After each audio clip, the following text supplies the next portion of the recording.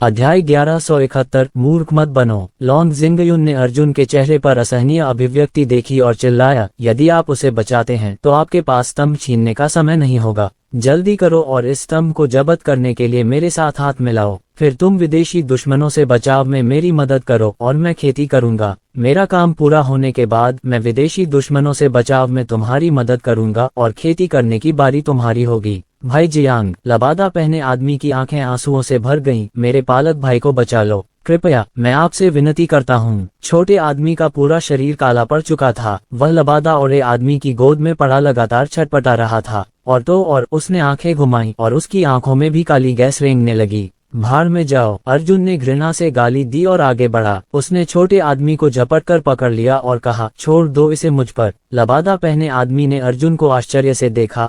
क्या आप वास्तव में मेरे पालक भाई को बचाने के लिए अपनी साधना तकनीक छोड़ने को तैयार हैं? भाई जियांग, मैं वांग चुआंग इस दयालुता को याद रखूंगा। कुछ भी अनावश्यक मत कहो। भविष्य में यदि तुम्हें किसी चीज की आवश्यकता होगी तो मैं वांग चुआंग तुम्हारे लिए आग और पानी से गुजरने को तैयार हूँ। अर्जुन ने तुरंत अपनी सूर्य दिव्य तकनीक का प्रयोग किया ताकि उस छोटे कद के व्यक्ति को काली ऊर्जा से बाहर निकालने में मदद मिल सके। उसने ये भी कहा, अपने पालक भाई के साथ तुम्हारी दोस्ती दिल को छू लेने वाली है। मैं तुम्हारी मदद किए बिना नहीं रह सकता। लॉन्ग जिंगयुन इतना गुस्से में था मानो उसे कुछ पता ही न हो। उसने अर्जुन की ओर इशारा करते हुए डांटा, तुम इतनी बेकार क्यों हो? अर्जुन की मदद के बिना लॉन्ग जिंगयुन अकेले चलने में असमर्थ था। जैसे ही वह गुवान जियाओ की ओर बढ़ा, गुवान जियाओ उसे काटने के लिए दौड़ पड़ा। मिडनाइट पीक के अन्य दो लोगों ने अवसर का लाभ उठाकर खंभों पर कब्जा कर लिया। गुवान जियाओ वापस आया और उन दोनों को काटने के लिए आगे बढ़ा। उनमें से एक के चेहरे पर बर्फ जैसी ठंडक थी। क्योंकि वह समय पर नहीं बचा, गुवान जियाओ ने उसकी आधी तर्जनी उंगली काट ली। ये व्यक्ति भी निर्णायक था। उसने अर्जुन पर लगातार 2 बार हमला किया और जानता था कि अर्जुन उसकी मदद नहीं कर सकता, इसलिए उसने एक तलवार से उसकी टूटी हुई उंगली काट दी। कुछ विशेषज्ञों ने गुवान शियाओ को घेर लिया, लेकिन अर्जुन के अलावा किसी और ने आगे बढ़ने की हिम्मत नहीं की। ठीक इसी समय दूर से तीव्र प्रकाश का एक और गोला फूट पड़ा। सभी लोग पीछे मुड़े और उन्हें स्पष्ट रूप से कुछ भी दिखाई नहीं दिया क्योंकि वे तेज रोशनी की ओर भागे। वह खंभा मेरा है, लॉन्ग जिंगयुन दहाड़ा। जो कोई भी इसे मुझसे छीन लेगा, मुझे उसकी जान चाहिए। बर्फीले ठंडे आदमी ने लॉन्ग जिंगयुन के टखने को पकड़ लिया, जबकि हत्यारे ने लॉन्ग जिंगयुन की कलाई पकड़ ली। उन दोनों ने एक दूसरे को देखा और ठंडे आदमी ने कहा, गठबंधन। मैं खेती करूंगा, तुम दुश्मन से बचाव में मदद करो, और फिर तुम खेती करो, मैं तुम्हारी रक्षा में मदद करूंगा। हत्यारे ने कहा, मैं पहले खेती करूंगा और तुम बाद में खेती करोगे। दोनों की आंखें हवा में टकरा गईं। उन्होंने लॉन्ग जिंगयुन को छोड़ दिया और एक दूसरे से लड़ने लगे। इस क्षण मानव स्वभाव की जटिलता स्पष्ट रूप से प्रदर्शित हुई। जब वे दोनों एक साथ लड़ते तो लॉन्ग जिंगयुन को धोखा मिलता। लॉन्ग जिंगयुन ने अपने पीछे चमकते मार्शल कलाकारों को लात मारकर भगा दिया। वह खंभे पर बैठ गया और साधना करने लगा। उसका राज्य बहुत ऊंचा था और जिन योद्धाओं को भगा दिया गया था वे वापस लड़ने की हिम्मत नहीं जुटा पाए। वे बस लॉन्ग जिंगयुन को घूरते रहे और एक तरफ खड़े होकर ऊपर जाने से पहले लॉन्ग जिंगयुन के जाने का इंतजार करते रहे। दर्जनों दौर की लड़ाई के बाद दो मिडनाइट पीक मार्शल कलाकारों को अचानक एहसास हुआ कि स्थिति अच्छी नहीं थी। धमाका! गुवान शियाओ के शरीर से सबसे पहले तेज रोशनी फूट पड़ी और आकाश इंद्रधनुषी बादलों से ढक गया। इसके तुरंत बाद एक और धमाका हुआ और लॉन्ग जिंगयुन के शरीर से एक अजीब सी सफेद रोशनी फूट पड़ी। आसमान में 3 सफेद हाथी दिखाई दिए। 3 सफेद हाथी धीरे धीरे लॉन्ग जिंगयुन के सिर के चारों ओर घूमने लगे। उसे भगाओ! 2 मिडनाइट पीक मार्शल कलाकार एक ही समय में लॉन्ग जिंगयुन की ओर दौड़े। हा, शक्तिशाली हाथी बल! लॉन्ग जिंगयुन ने अपनी साधना को बाधित किया और अपनी ओर आक्रमण कर रहे 2 हाथियों पर अपनी हथेलियां फेंकी। दोनों मार्शल कलाकारों में से प्रत्येक लॉन्ग जिंगयुन से मुकाबला करने में सक्षम था, लेकिन इस बार उन दोनों ने मिलकर लॉन्ग जिंगयुन की हथेलियां पकड़ने की कोशिश की, लेकिन उन्हें पीछे धकेल दिया गया। दोनों के चेहरे बदल गए क्योंकि उन्होंने एक ही समय में खून का एक कौर बाहर निकाला। हा, लॉन्ग जिंगयुन और भी घमंड से हंसा, मुझे रोकने की हिम्मत किसमें है और कौन मुझे रोक सकता है? उसने जो छीना वह था बहुमूल्य समय का ये क्षण। मूलतः हर किसी की ताकत में बहुत ज्यादा अंतर नहीं था, इसलिए जब तक वह थोड़ी अधिक शक्तिशाली तकनीकें सीख लेता, वह बढ़त हासिल करने में सक्षम हो जाता। दो मिडनाइट पीक मार्शल कलाकारों ने अपनी आभा को समायोजित किया और अनिच्छा से लॉन्ग जिंगयुन की ओर बढ़े, लेकिन इस समय लॉन्ग जिंगयुन पहले से ही चौथे सफेद हाथी की शक्ति तक पहुंच चुका था। वह खंभे से बाहर निकला और अपनी हथेलियां फिर से उन दोनों पर पटक दी। इस बार उन दोनों को लॉन्ग जिंगयुन ने सीधे 100 मीटर तक उड़ा दिया और यहाँ तक कि उनकी भुजाएं भी चकनाचूर हो गईं। वे दोनों हैरान रह गए और जल्दी से कायाकल्प की गोली निगल ली तथा अपनी चोटों को ठीक करने के लिए साधना तकनीक भी अपना ली। दूसरी ओर गुवान जियाओ की कैक्सिया दिव्य कला समाप्त होने वाली थी। उसके सिर पर बादल और भी चमकीले होते जा रहे थे और ढका हुआ क्षेत्र और भी चौड़ा होता जा रहा था। उसी समय अर्जुन के हाथ में छोटे कद के व्यक्ति ने अंततः अपना मानवीय रंग वापस पा लिया और धीरे धीरे अपनी आंखें खोलीं। लबादा पहने आदमी ने अर्जुन को असीम कृतज्ञता से देखा। भाई जियांग, हम दोनों ने तुम्हें देर कर दी है। अर्जुन ने लॉन्ग जिंगयुन को देखा, फिर गुवान जियाओ को देखा और आह भरी, मैं वास्तव में नहीं बच सकता। मैं अभी भी बच सकता हूँ, कम से कम मैं अपनी जान बचा सकता हूँ। लबादाधारी आदमी और छोटे आदमी ने एक दूसरे को देखा और कहा, भाई जियांग, बस एक खंभा उठाओ और खेती करो, हम दोनों तुम्हारी रक्षा करेंगे। छोटे कद के आदमी ने भारी स्वर में सिर हिलाया। अच्छा भाई, बाहर मत देखो। जब अर्जुन ने उनके चेहरों पर गंभीरता देखी तो उसे समझ नहीं आया कि हंसे या रोए। उसने कहा, पहले इस बारे में बात करते हैं। गुवान शियाओ के उठने के बाद शायद वह हमें जाने नहीं देगा। उसके खंभे नष्ट कर दो। छोटा आदमी अचानक गुवान जियो के नीचे खंभे की ओर दौड़ा और उसे जोर से लात मारी। मोटी जहरीली आभा स्तंभ पर उतरी। मत करो। अर्जुन उसे रोकना चाहती थी, लेकिन बहुत देर हो चुकी थी। धमाका! एक भयानक विस्फोट के साथ नाटाकद का वह व्यक्ति न केवल खंभा तोड़ने में असफल रहा, बल्कि वह वापस उछल गया और उसका पूरा दाहिना पैर टूट गया। अर्जुन ने उस छोटे आदमी का दाहिना पैर पकड़ लिया और उसकी चोटों का इलाज करने के लिए केवल 9 पवित्रता ब्रह्मांड तकनीक का ही इस्तेमाल कर सका। उसने कहा, तुम पागल हो। अगर यहाँ की चीजें आसानी से नष्ट हो सकती हैं, तो तुम इसे संप्रदाय का महत्वपूर्ण स्थान कैसे कह सकते हो? छोटे आदमी का चेहरा अपराध बोध से भरा हुआ था। अर्जुन ने आह भरते हुए कहा, छोड़ो भी, तुम भी मेरी मदद करने को उत्सुक हो, इसे दिल पर मत लो। धमाका! एक और चमकदार रोशनी आकाश में चमकी। सभी लोग एक साथ आश्चर्यचकित होकर देखने लगे। इस बार यह मिडनाइट पीक का हत्यारा था। वह लॉन्ग जिंगयुन का खंभा नहीं छीन पाया था, इसलिए उसने एक और खंभा छीन लिया। उसे उम्मीद नहीं थी कि इस प्रशिक्षण में वह इतना शक्तिशाली होगा। इस क्षण गुवान जियाओ ऊपर उड़ गई। उसकी इंद्रधनुषी बादल दिव्य कला का सफलतापूर्वक अभ्यास हो चुका था। वह जिस व्यक्ति को सबसे अधिक मारना चाहती थी वह अर्जुन था, लेकिन उसका पहला लक्ष्य लॉन्ग जिंगयुन था,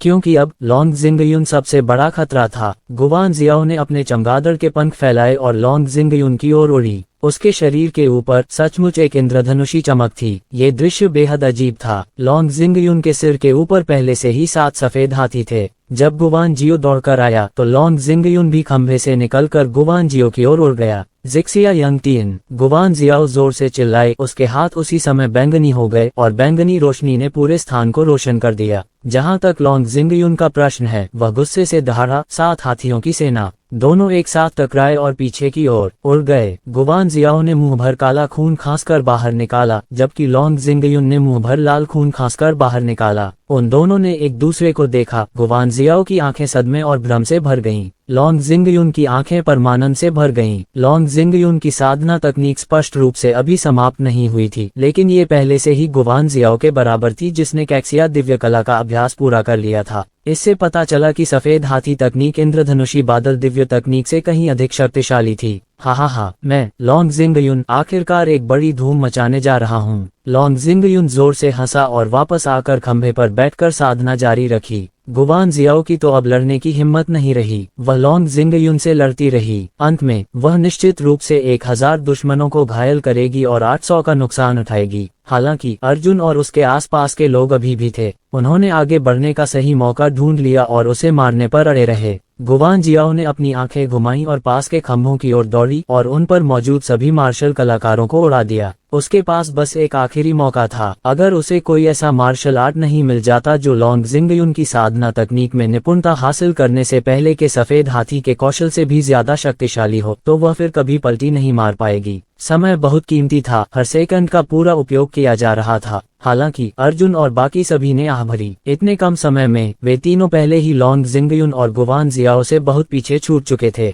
इस समय एक व्यक्ति ने धीरे से अर्जुन की आस्तीन खींची। अर्जुन ने पलटकर देखा कि वह स्वर्ग शिखर के पुत्र की एक डरपोक लड़की थी। लड़की ने अपना सिर नीचे किया और फुसफुसाते हुए कहा, वह मेरी साधना का स्तंभ बहुत अजीब है क्या? अर्जुन ने पूछा। लड़की ने कहा, मुझे पता है कि उस खंभे में छिपी विरासत बहुत शक्तिशाली है, लेकिन मैं उसका अभ्यास नहीं कर सकती। मुझे नहीं पता क्यों। क्या आप मुझे उसे देखने में मदद कर सकते हैं? अध्याय 1172। तुम मुझे क्यों ढूंढ रहे हो? अर्जुन की ने कहा। लड़की ने फुसफुसाते हुए कहा, क्योंकि तुम एक अच्छे इंसान लगते हो। अर्जुन बहुत हैरान हुआ। ऐसा नहीं था कि उसे इस लड़की की बातों से हैरानी हुई थी, बल्कि इसलिए कि यह डरपोक सी दिखने वाली लड़की अब तक यहीं रुकी हुई थी। ठीक है, अर्जुन ने सहमति जताते हुए कहा, मैं आपके लिए देख लेता हूँ। लड़की अर्जुन को अपने खंभे के पास ले गई और उसकी ओर इशारा किया। उस पर हर समय लोग बैठे रहते थे, लेकिन जैसे ही वे उठते वे फिर नीचे आ जाते और दूसरा खंभा उठाने चले जाते। मैंने देखा कि कोई भी इस स्तंभ को नहीं चाहता था, इसलिए मैं इस पर बैठ गया। ये थोड़ा अजीब है। शायद ये कोई अधूरी साधना तकनीक विरासत में मिली है जो अभी तक पूरी नहीं हुई है ना? अर्जुन बोलते हुए खंभे पर बैठ गया। अर्जुन ने अपनी आंखें सिकोड़ लीं और स्तंभ से आ रही साधना तकनीक की विरासत को महसूस करने के लिए अपना सिर झुकाया। उसे तुरंत एहसास हुआ कि यह एक बहुत ही निम्न स्तरीय मार्शल कौशल था जिसे क्लाउड ट्रैवलिंग स्वॉर्ड कहा जाता है। इसका ग्रेड शायद अर्थ ग्रेड बिगिनर स्टेज का था। कुछ मूल क्षेत्र और स्वर्गीय मूल क्षेत्र मार्शल कलाकारों के लिए ये स्तर बहुत शक्तिशाली हो सकता है, लेकिन स्वर्ग स्क्राय क्षेत्र और यहाँ तक कि फॉर्चून क्षेत्र मार्शल कलाकारों के लिए उनके लिए मंच पर आगे बढ़ना असंभव था। अर्जुन हैरान थी, वह लड़की इस स्तर का युद्ध कौशल क्यों नहीं सीख पाए? क्या हो सकता है कि इस युद्ध कौशल में कुछ छिपा हो? जैसे ही अर्जुन भौहें चढ़ाए और गहरी सोच में डूबा था, उसका शरीर अचानक अकड़ गया। अचानक उसके बाएं हाथ से एक काली रेखा दिखाई दी और फिर वह काली रेखा तुरंत अर्जुन के पूरे शरीर की ओर फैल गई। उसी समय खंभे की बाहरी सतह से लाल रोशनी का एक घेरा निकला। अर्जुन के नीचे से अचानक 3 कोड़े जैसे पौधे फैलकर उसके चारों ओर लिपट गए।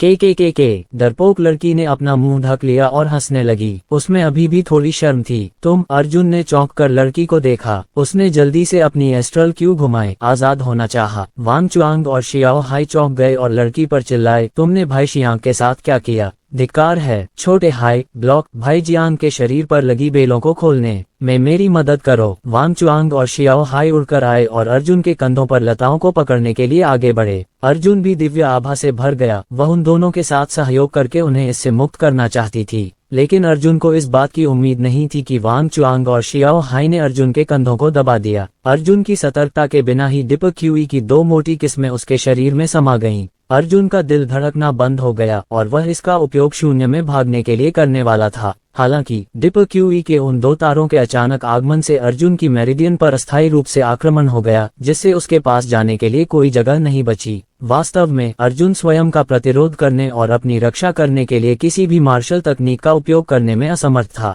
इसी क्षण 3 और लाल लताएं उभरी और अर्जुन को खंभों से बांध दिया। इससे भी अधिक परेशानी वाली बात यह थी कि सभी 6 बेलों पर कांटे थे। अर्जुन के शरीर में मौजूद काली गैस ने उसकी त्वचा की सुरक्षा को बहुत कमजोर कर दिया और 6 बेलों पर लगे कांटे सीधे उसके शरीर में चुभ गए। जिस तरह से ये 6 बेलें एक दूसरे से लिपटी हुई थीं, वह बेहद खूबसूरत थी, मानव शरीर की मुख्य नाड़ियों की दिशा के बिल्कुल अनुकूल। ये सभी कांटे अर्जुन की मुख्य नाड़ियों में चुभ रहे थे और उसे बुरी तरह जकड़ रहे थे। इस समय वांग चुआंग और जियो हाई ने हंसते हुए अर्जुन को जाने दिया। मेइमी, तुमने बहुत अच्छा किया। वांग चुआंग ने शर्मीली लड़की को प्रशंसा भरी नजर से देखा। जियो हाई ने उसके कंधों को गले लगाया और अजीब तरह से हंसा। तुम? अर्जुन 6 लाल लताओं के नियंत्रण में था। उसके शरीर पर काली गैस पहले ही उस बिंदु तक पहुंच चुकी थी जहां वह अभ्यास कर रहा था। अर्जुन ने उन तीनों को गुस्से से देखा और अवाक रह गया। हे छोटे बदमाश, क्या तुम्हें सच में लगता है कि हम तुम्हारे साथ भाइयों जैसा व्यवहार करते हैं? सब कहते हैं कि सन ऑफ हेवन पीक के जियांग बेई को कम नहीं आंका जा सकता।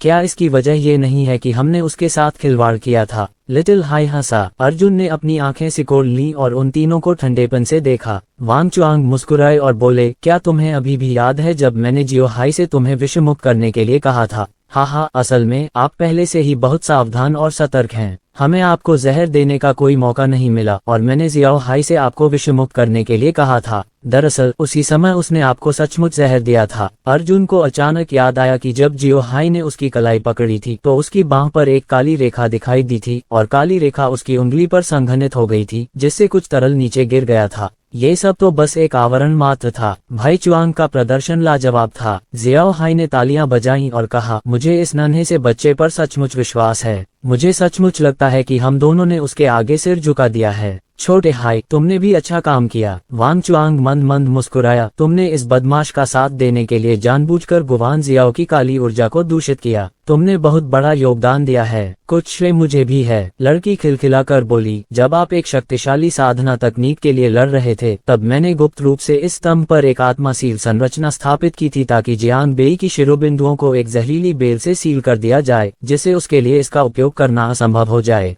मेइमी ने बहुत योगदान दिया है। वांग चुआंग ने सिर हिलाया और अर्जुन से कहा, तुम्हारे साथ निपटने में वाकई बहुत मेहनत लगी होगी। गोलियां खाने के बाद आपके शरीर की ताकत बहुत बढ़ गई है। जियो हाई का जहर आपके शरीर की सुरक्षा को कमजोर करने के लिए इस्तेमाल किया जाता है, तभी जहरीली बेल आपकी त्वचा को भेद सकती है। अर्जुन ने आत्महीनता से हंसते हुए कहा, तुम लोगों को मेरे खिलाफ साजिश रचने के लिए कई कठिनाइयों का सामना करना पड़ा है। तुमने वास्तव में बहुत प्रयास किया है। क्या ये हो सकता है कि आप पहले से ही गहन आकाश संप्रदाय में शामिल हो गए हैं? गहन आकाश संप्रदाय? वांग चुआंग मुस्कुराया और अपना सिर हिलाया, नहीं नहीं नहीं, हम अभी भी मिडनाइट पीक के लोग हैं। हमने आपके खिलाफ साजिश इसलिए रची क्योंकि हम नहीं चाहते कि आप इस ऑपरेशन का सबसे बड़ा श्रेय छीन लें। स्वर्ग शिखर के पुत्र, स्वर्ग स्क्राय क्षेत्र के नीचे केवल 2 लोग ध्यान देने योग्य हैं, दक्षिणी डोमेन के जियांग बेई और उत्तरी डोमेन के लॉन्ग जिंगयुन। वह लॉन्ग जिंगयुन एक आवेगशील और बुद्धिहीन मूर्ख है, उसकी साजिशों में कोई दम नहीं है। मेई ने अपनी उंगली से अर्जुन की ठुड्डी को पकड़ा और कहा, तो जब तक मैं तुम्हें पकड़ लूंगी कोई भी हमारे लिए बाधा नहीं बनेगा। अर्जुन ने गहरी सांस ली और मेई की उंगलियों से अपना सिर झटक दिया। जब तुम्हारे पास मेरे खिलाफ साजिश रचने के लिए इतना समय है तो तुम इसका इस्तेमाल गुवान जियाओ और बाकियों के खिलाफ क्यों नहीं करते? तुम असली बेवकूफ हो, उसने गुस्से से कहा। वांग चुआंग अभी भी हल्के से मुस्कुराया, स्वाभाविक रूप से हम गुवान जियाओ से निपटने में आश्वस्त हैं। अब आपको शो को ध्यान से देखना चाहिए। ऐसा कहकर वे तीनों गुवान जियाओ की दिशा में उड़ गए। अर्जुन के दिल में गुस्सा था, खासकर मिडनाइट पीक के इन बदमाशों के प्रति। अर्जुन को उनके अभिनय में जरा सी भी खामी नजर नहीं आई। अर्जुन ने अपनी सूक्ष्म क्यूई को प्रसारित करने की कोशिश की, लेकिन पाया कि यह व्यर्थ था। उसकी नाड़ियां जहरीले कांटों से बंद थीं और वह बाहर नहीं निकल सकता था। हालांकि अर्जुन का जहर जानलेवा नहीं था, इसका इस्तेमाल सिर्फ उसकी त्वचा की सतह को कमजोर करने के लिए किया गया था। भाग्य आत्मा टोकन में न केवल स्वर्गीय गहन संप्रदाय के शिष्यों की भाग्य आत्माओं की गणना करने की क्षमता थी, बल्कि वे अपने स्वयं के लोगों की भी गणना कर सकते थे। दूसरे शब्दों में, हालांकि जिये पीक के लोग बहादुर थे, फिर भी उन्होंने अर्जुन को मारने की हिम्मत नहीं की,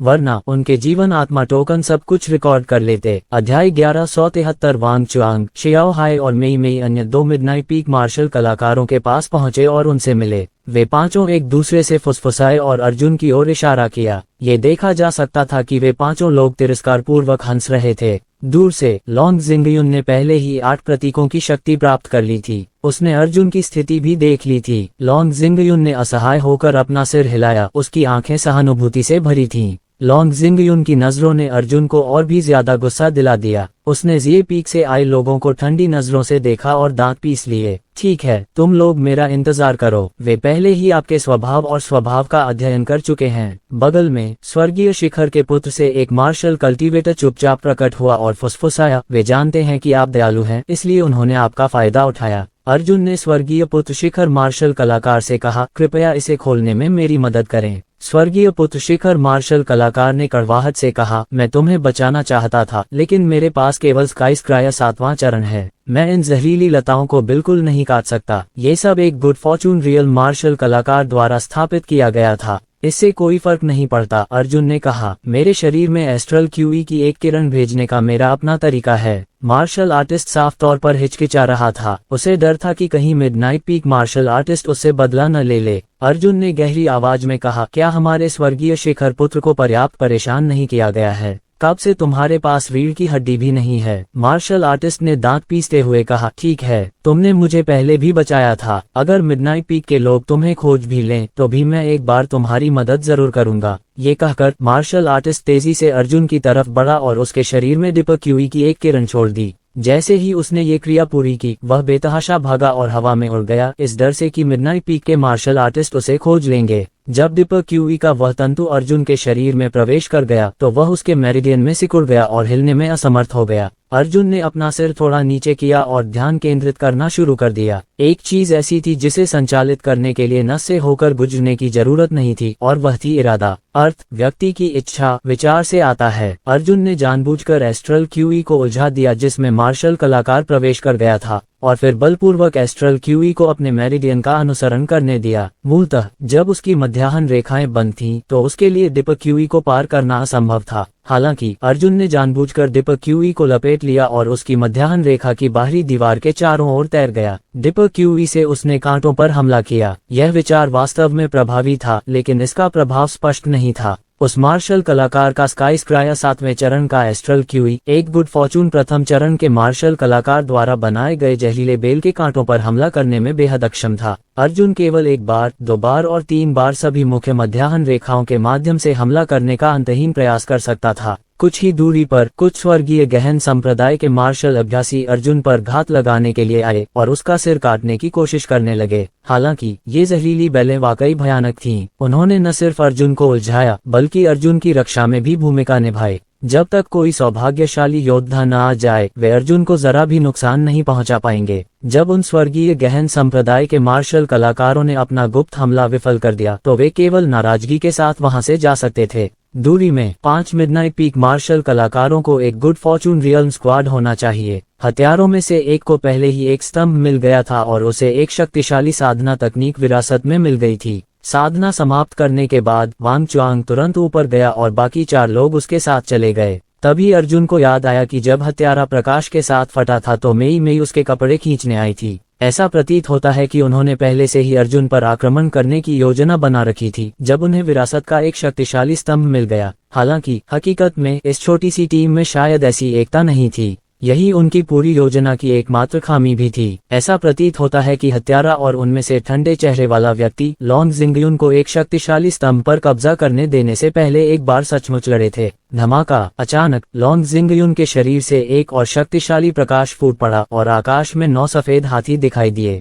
हा हा हा हा! सफलता! लॉन्ग जिंगयुन उछल पड़ा और चिल्लाया, पूर्व के पास मेंग क्विंग, जल्दी से यहाँ आओ और दिव्य छवि की शक्ति का अभ्यास करो। झांग जिंग और मेंग क्विंग काफी देर से बगल में खड़े थे। लॉन्ग जिंगयुन को उछलता देख झांग जिंग सबसे पहले उठ बैठी, जबकि मेंग क्विंग झांग जिंग की संरक्षक थी। गुवांजियो! लॉन्ग जिंगयुन गुवांजियो की ओर दौड़ा और चिल्लाया, अपनी जान ले लो। आकाश में 9 सफेद हाथी पहले ही डूब चुके थे। 9 हाथी लॉन्ग जिंगयुन के शरीर की सतह पर तैर रहे थे, गोलाकार आकार में घूम रहे थे। गुवान जियाओ अभी भी एक खंभे पर साधना कर रही थी। उसने जल्दी से चिल्लाकर कहा, डुओ डुओ! इंद्रधनुषी बादल दिव्य कला के स्तंभ पर न डुओ डुओ के शरीर से एक तेज इंद्रधनुषी रोशनी फूट पड़ी। उसने सीधे अपने मोटे शरीर को घुमाया और लॉन्ग जिंगयुन को जवाब दिया। कैक्सिया दिव्य कला! डुओ डुओ ने दूर से लॉन्ग जिंगयुन पर वार किया। इसकी दीपक क्यूई हथेली की शक्ति रंगीन थी और इसकी सतह पर बिजली की एक घनी परत लगी हुई थी। 9 हाथियों की सेना! लॉन्ग जिंगयुन ने भी अपनी हथेली से वार किया। हथेली अविश्वसनीय रूप से शक्तिशाली थी। सुनहरी लपटों के ऊपर 9 हाथियों की दिव्य शक्ति थी। दोनों की हथेलियां हवा में टकराईं, जिससे जोरदार विस्फोट हुआ। इंद्रधनुषी बादल दिव्य कला स्पष्ट रूप से दिव्य कल्पना जितनी शक्तिशाली नहीं थी।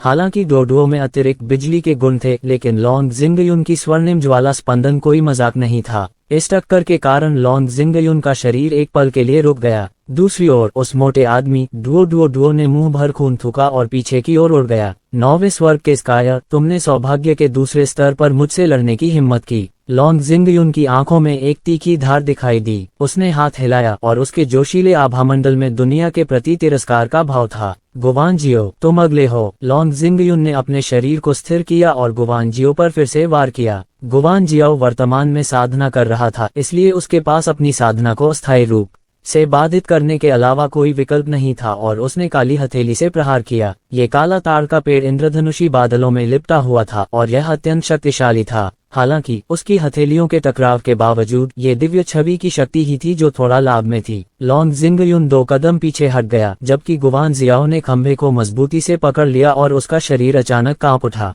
उसे बस अपने गले में खराश महसूस हुई और उसके मुंह के कोनों से खून के निशान निकल आए। धिक्कार है! गुवान जियाओ की आंखें गुस्से से लाल हो गईं। इस बदमाश का पहले मुझसे कोई मुकाबला नहीं था। दिव्य छवि की शक्ति अर्जित करने के बाद इसकी शक्ति वास्तव में बहुत बढ़ गई है। लॉन्ग जिंगयुन जोर से हंसा। उसने तुरंत अपनी क्यूई जमा कर ली। जब उसकी एस्ट्रल क्यूई भर गई तो उसने गुवान जियाओ पर फिर से वार किया। यदि ऐसा ही चलता रहा तो गुवान शियाओ की चोटें गंभीर हो जाएंगी और वह अंततः टिक नहीं पाएगी। हालांकि जैसे ही गुवान जियाओ ने हमले का सामना करने के लिए ताली बजाई, एक काली आकृति अचानक गुवान जियाओ की तरफ चमक उठी। धमाका, दोनों हथेलियां टकराईं और काली परछाई जिए पीक के एक मार्शल आर्टिस्ट में बदल गई। और भी अप्रत्याशित बात यह थी कि वह असल में गुवान जियाओ की मदद कर रहा था। हत्यारे ने लॉन्ग जिंगयुन की हथेली पर अपनी उंगलियां उठाईं और चिल्लाया, मां की बादल हिलाने वाली उंगली। एक दोहरे रंग का उंगली बल निकला। ये दोहरे रंग का उंगली बल नीला लाल था, लेकिन यह एक दूसरे के अगल बगल नहीं था,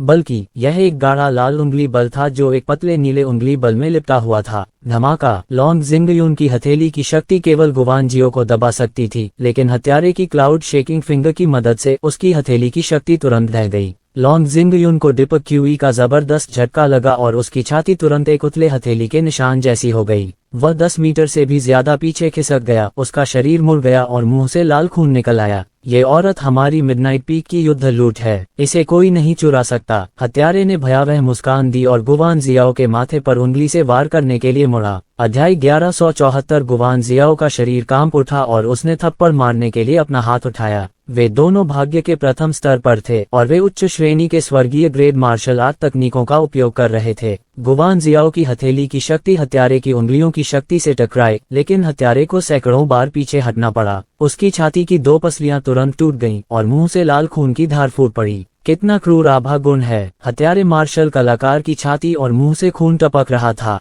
बेवकूफ, बेवकूफ, लॉन्ग जिंगयुन गुस्से से बोला, तुम मिडनाइट पीक के कमीने, तुमने असल में बाहरी लोगों को मुझे पीटने में मदद की थी। लॉन्ग जिंगयुन ने उग्रता से हमला किया, अपनी क्यूई को इकट्ठा किया और गुवान जियाओ पर 9 हाथियों की दिव्य शक्ति का प्रहार किया। लेकिन इस बार हत्यारा सचमुच दौड़ा और गुवान जियाओ की मदद की। दोनों ने मिलकर लॉन्ग जिंगयुन की हथेली की शक्ति को तोड़ दिया और उसे पीछे धकेल दिया। लॉन्ग जिंगयुन गुस्से से चिल्लाया, क्या तुम पागल हो गए हो? मेरे बिना आप में से कोई भी गुवान जियाओ को हराने में सक्षम नहीं होगा। हत्यारे ने व्यंग्य करते हुए कहा, मैं अकेले उसे नहीं हरा सकता, लेकिन अगर हम पांचों एक साथ जाएंगे तो वह बच नहीं पाएगी। छोटे बदमाश, उपनाम लांग, मैं तुम्हें आज्ञाकारी होकर रुकने की सलाह देता हूँ। यहाँ तुम्हारे स्वर्गीय शेखर पुत्र के लिए कोई जगह नहीं है। पूर्व के निकट, लॉन्ग जिंगयुन गुस्से से मुड़ा और चिल्लाया, क्या तुमने अभी तक अभ्यास पूरा नहीं किया है? निकट पूर्व एक पत्थर के खंभे पर बैठा था, लेकिन उसके सिर के ऊपर केवल एक सफेद हाथी की छाया थी। झांग जिंग ने कड़वाहट से मुस्कुराते हुए कहा, बूढ़े युन, ये साधना तकनीक बहुत ऊंची है।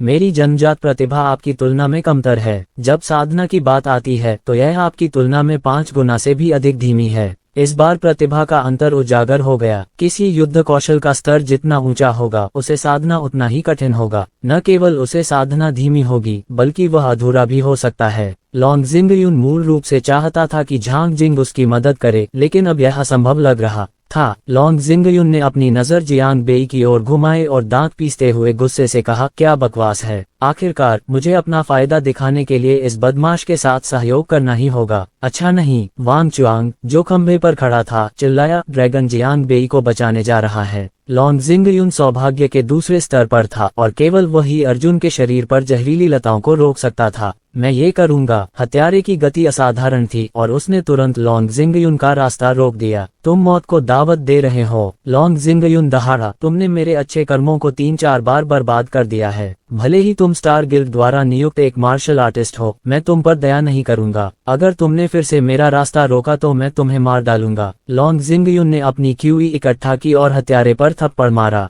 हत्यारे को पता था कि वह लॉन्ग जिंगयुन का विरोधी नहीं है, फिर भी उसने लॉन्ग जिंगयुन से लड़ाई नहीं की। वह बस तेजी से आगे बढ़ा। लॉन्ग जिंगयुन के हमले से बचता हुआ उसे परेशान करता रहा। लॉन्ग जिंगयुन अभी भी आगे बढ़ना चाहता था, लेकिन हत्यारे ने क्लाउड शेकिंग फिंगर छोड़ दी, जिससे लॉन्ग जिंगयुन को रुकना पड़ा। लेकिन जब लॉन्ग जिंगयुन ने हत्यारे पर हमला किया तो हत्यारा बेशर्मी से हमले से बचते हुए इधर उधर भाग गया। इस उलझन के कारण लॉन्ग जिंगयुन के लिए अर्जुन तक पहुंचना असंभव हो गया। फिर उसकी नजर इंद्रधनुषी मेघ दिव्य कला के स्तंभ पर पड़ी। वहाँ बहुत साधना करने के बाद वह पहले ही जा चुका था और गहन आकाश संप्रदाय के 6 महान विशेषज्ञों में से एक उस पर पहले ही बैठ चुका था। अगर हम और देर करेंगे तो और भी ज्यादा दुश्मन विशेषज्ञ आ जाएंगे। अर्जुन ने उदासीनता से लॉन्ग जिंगयुन को देखा और कहा, भाग जाओ, मुझे अकेला छोड़ दो। लॉन्ग जिंगयुन ने गुस्से से कहा, बकवास, मैं पके हुए बतख को उड़ने नहीं दे सकता। मुझे अभी भी 50 स्टारलाइट सिक्कों का इनाम चाहिए। धमाका, एक तेज रोशनी आसमान में चमक उठी। वांग चुआंग अपनी माँ की बादल हिलती उंगली के स्तंभ से बाहर तैर गया।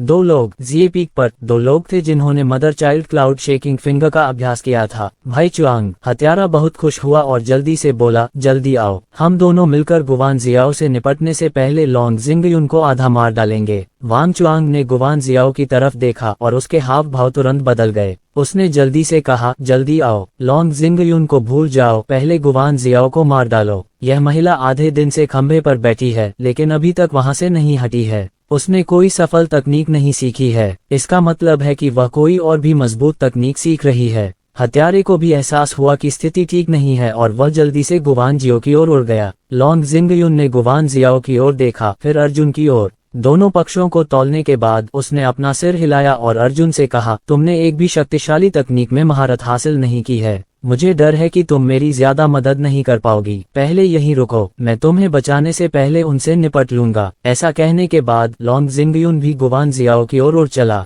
वह अभी भी आधी यात्रा पर था जब उसने जल्दी से अपनी क्यूई इकट्ठा की और दूर से गुवान जियो को थप्पड़ मारा। वांग चुआंग और हत्यारा भी गुवान जियो पर हमला करने के लिए तैयार थे, लेकिन लॉन्ग जिंगयुन की हथेली की शक्ति को उड़ते हुए देखकर दोनों ने एक दूसरे को देखा और एक साथ हथेली की शक्ति की ओर एक उंगली छोड़ दी। दोनों उंगलियां एक ही समय में लॉन्ग जिंगयुन की हथेली पर लगीं। धमाका, जब तीनों आपस में टकराए तो लॉन्ग जिंगयुन ने अपनी ताकत का इस्तेमाल करके उन दोनों की उंगली की शक्ति को नष्ट कर दिया। हालांकि उन दोनों की उंगली की शक्ति ने लॉन्ग जिंगयुन की हथेली की शक्ति को भी रद्द कर दिया। लॉन्ग जिंगयुन की आंखें गुस्से से लाल हो गईं। क्या तुम अब भी चाहते हो कि वह मुझे मारे? जिए पीक, मैं तुम्हारे पूर्वजों को चोट दूंगा। मैं लॉन्ग जिंगयुन तुमसे अलग नहीं रहूंगा, उसे मारो। उन दोनों ने लॉन्ग जिंगयुन के श्रापों को नजरअंदाज कर दिया और एक ही समय में घूमकर गुवान जियाओ पर उंगली उठा दी। भिन भिनाओ, इस समय गुवान जियाओ के सिर के ऊपर से अचानक एक धीमी आवाज आई। हालांकि आकाश में आग का एक छल्ला दिखाई दिया जिसका व्यास 5 मीटर था। आग का छल्ला लाल स्टील के छल्ले जैसा था और ऊपर से प्रकाश का एक लाल स्तंभ गुवान जियाओ की ओर नीचे की ओर आया, जिसने उसके पूरे शरीर को घेर लिया।